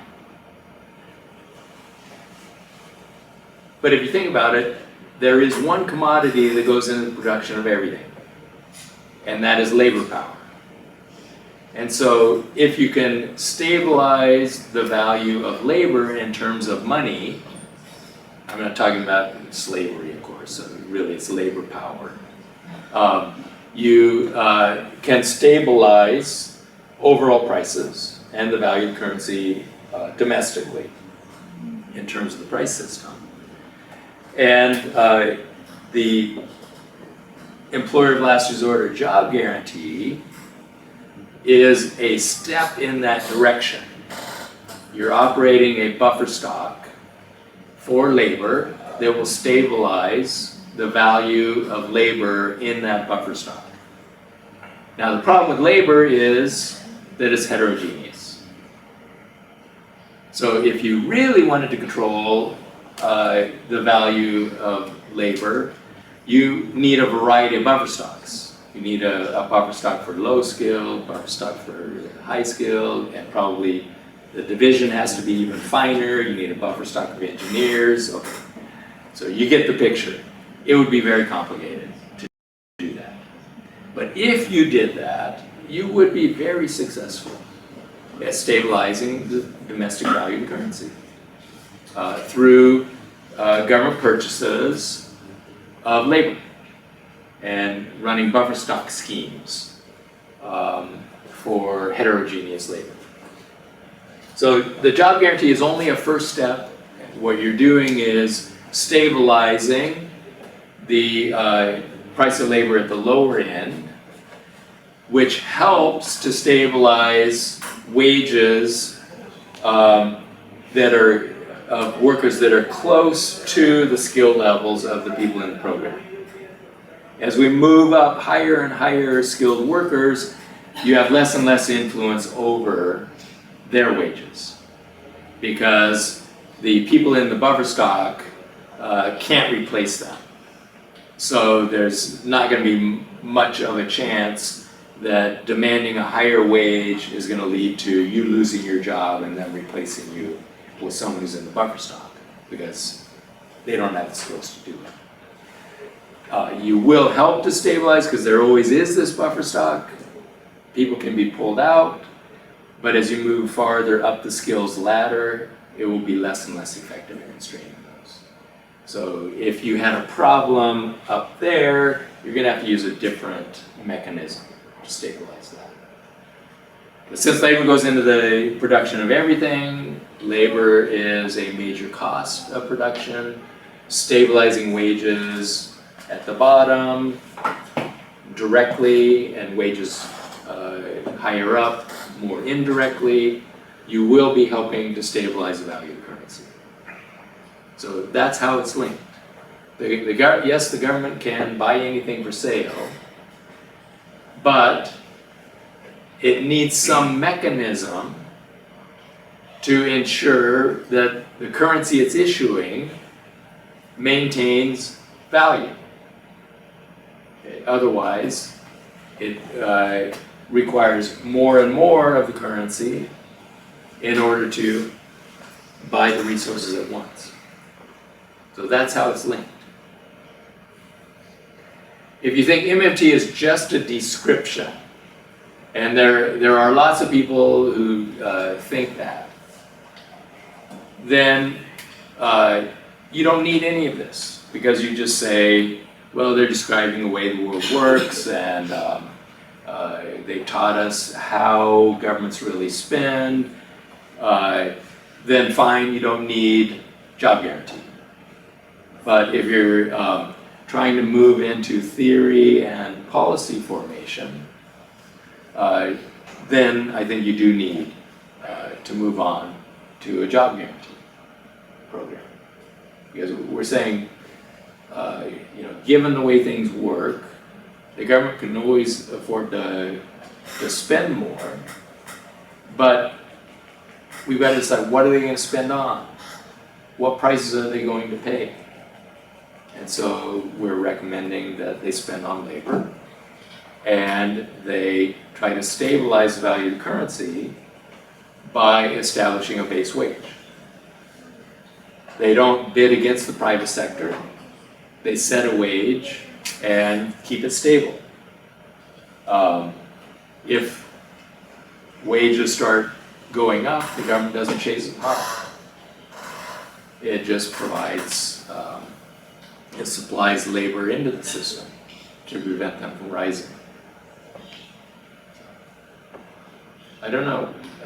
I know there are people who say, I want MMT, but I hate the job guarantee. Well, okay, they've learned something. Seriously, they understand how the system works, and they want to formulate a different policy. Okay, I did write a blog that was titled "MMT is for Austrians too." So, they understand how it works, and they just don't want the government to do anything. Okay, so they understand the government can spend more, but they don't want the government to spend more, because they want the government to do less. They want to get the government out of the economy. That's fine.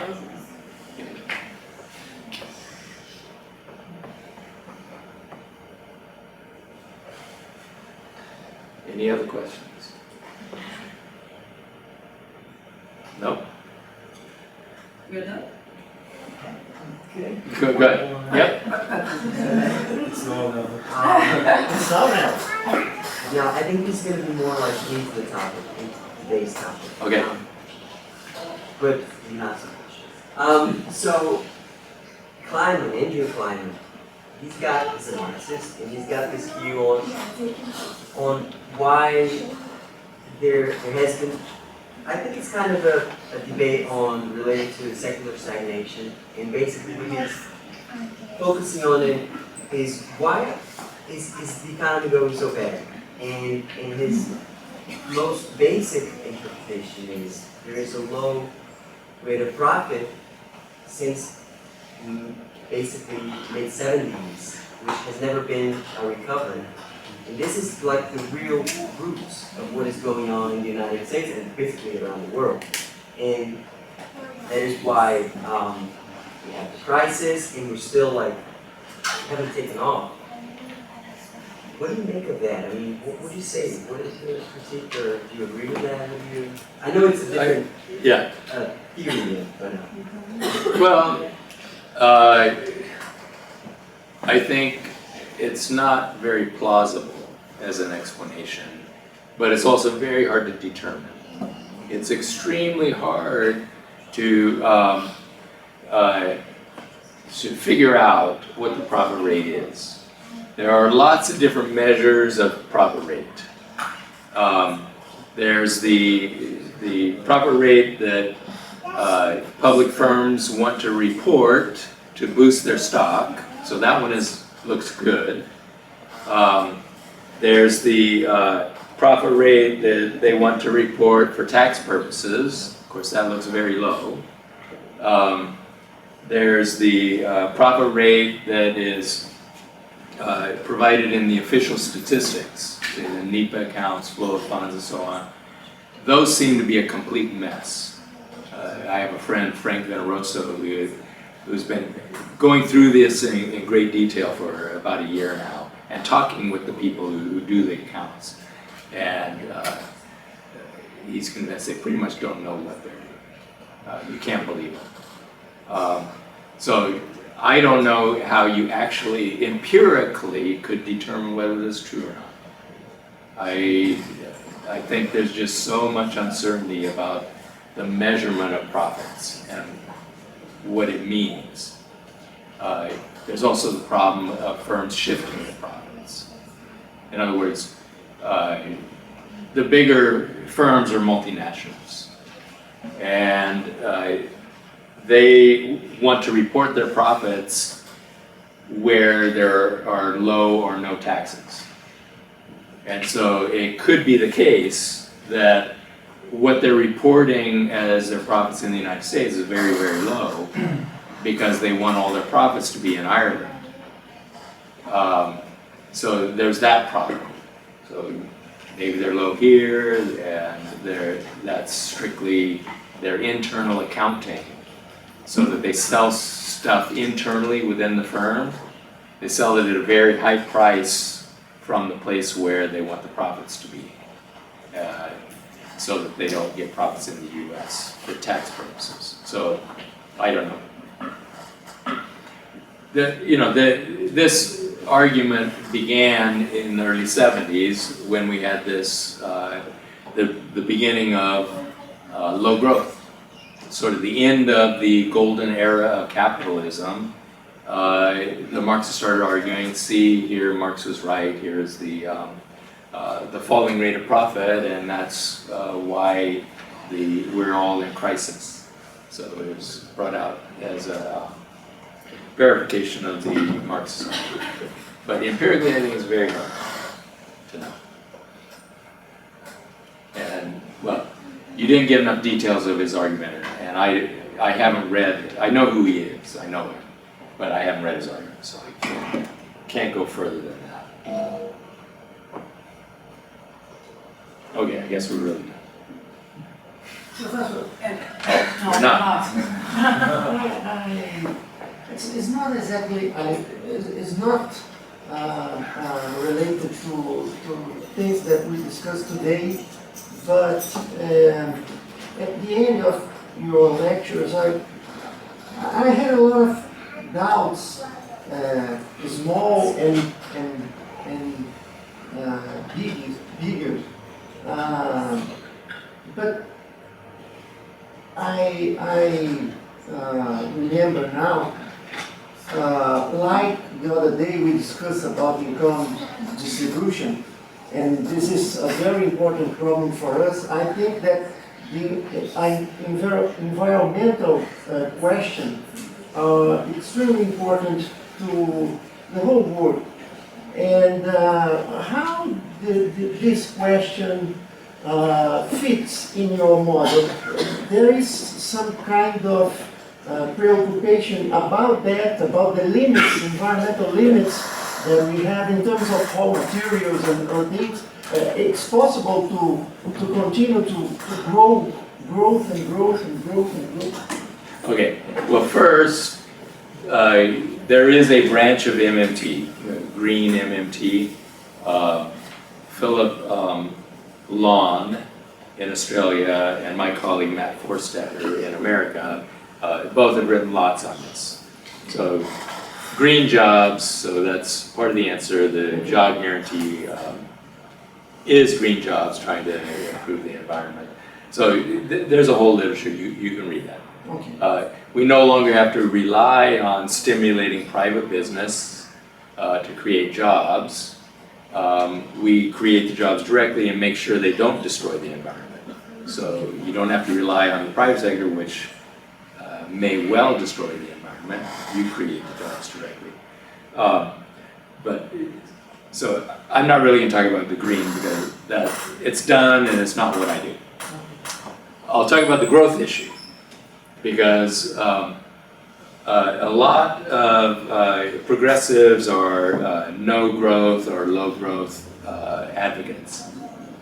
And they think that growth necessarily means destroy the environment. It necessarily means more throughput. That is, growth requires more and more resources for growth, okay? And so if you press them on that, why do they believe that? It's because historically it's been true. Historically it's been true that as GDP rises, standard of living rises, the throughput or the environmental footprint, the other way to look at it, it gets bigger, okay? And so if you extrapolate from the past to the future, if the future looks like the past, then no doubt that will be true. But the future doesn't have to look like the past. There is no reason that economic growth has to use more throughput. You can have growth using less throughput, using throughput more efficiently, using growth that doesn't require throughput or requires very, very little throughput. So if you manage growth, it doesn't necessarily mean that you have to use more natural resources. Capitalism, this is my view of capitalism, it's the Marxist view of capitalism, is that capitalist economies must grow. That the system really requires growth, and that no growth would be inconsistent with capitalism. And I think that's true. Now, of course, you may not want capitalism, so that's fine. You can design a system that doesn't require it. But my argument would be if we're going to keep capitalism, it does require growth. But it requires nominal growth. It doesn't require real growth. Capitalism does require nominal growth. And that just means that the money value of output has to increase over time. It doesn't necessarily mean that the real output or the real inputs have to go up over time. So it doesn't necessarily mean real growth in order to keep capitalism growing in nominal terms. And why does it need to grow? Well, the basic reason is the interest rate. So if the interest rate is positive, I showed you that you start getting Ponzi if the interest rate is above the growth rate. We need growth at least equal to the interest rate, or we're gonna have Ponzi finance. So that's why. But that's purely in money terms. It's not in real terms. I don't think capitalism needs real growth. It needs nominal growth. We need real growth in order to raise living standards of people who don't have good living standards. Okay? Capitalism doesn't care about that, right? They care about making money profits. They don't care if poor people have better lives. But if you do care about that, we do need real growth. Some of it could be redistribution of real output. Okay? The consumption of the high-income economies may be too high. I doubt they see it that way. As an unbiased observer, maybe you do. So it's a matter of redistributing consumption around the world. But I think it's more likely we're going to end up with more consumption. So it's very important to make sure more consumption doesn't mean more throughput. And you do see changes.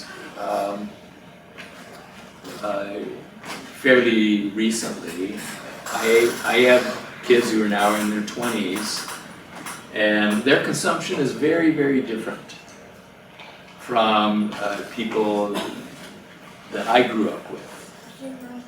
They didn't have the same interest in having things. Having a keyboard and a screen was extremely important. But other kinds of consumption, not very important to them. I think that there is a change going on. Of course, I'm talking about a rich country where all basic needs are satisfied for all but the poorest people. And this just luxury consumption and conspicuous consumption seems to be a little less important to the current young generation than it was in the past, where you're just consuming to show off. That seems to be less, so there might be some hope. Okay? I think we are done. So, on behalf of the Institute of Economics, I'd like to thank you very much again, Professor Randall Wray. It was a pleasure to have you here for those 2 weeks with us. I think all of us will have an excellent opportunity to learn. And thank you. And discuss. And so we are intending to celebrate now, to go to a bar, so you are all. He is the organizer. It's not true. Yes, we have to.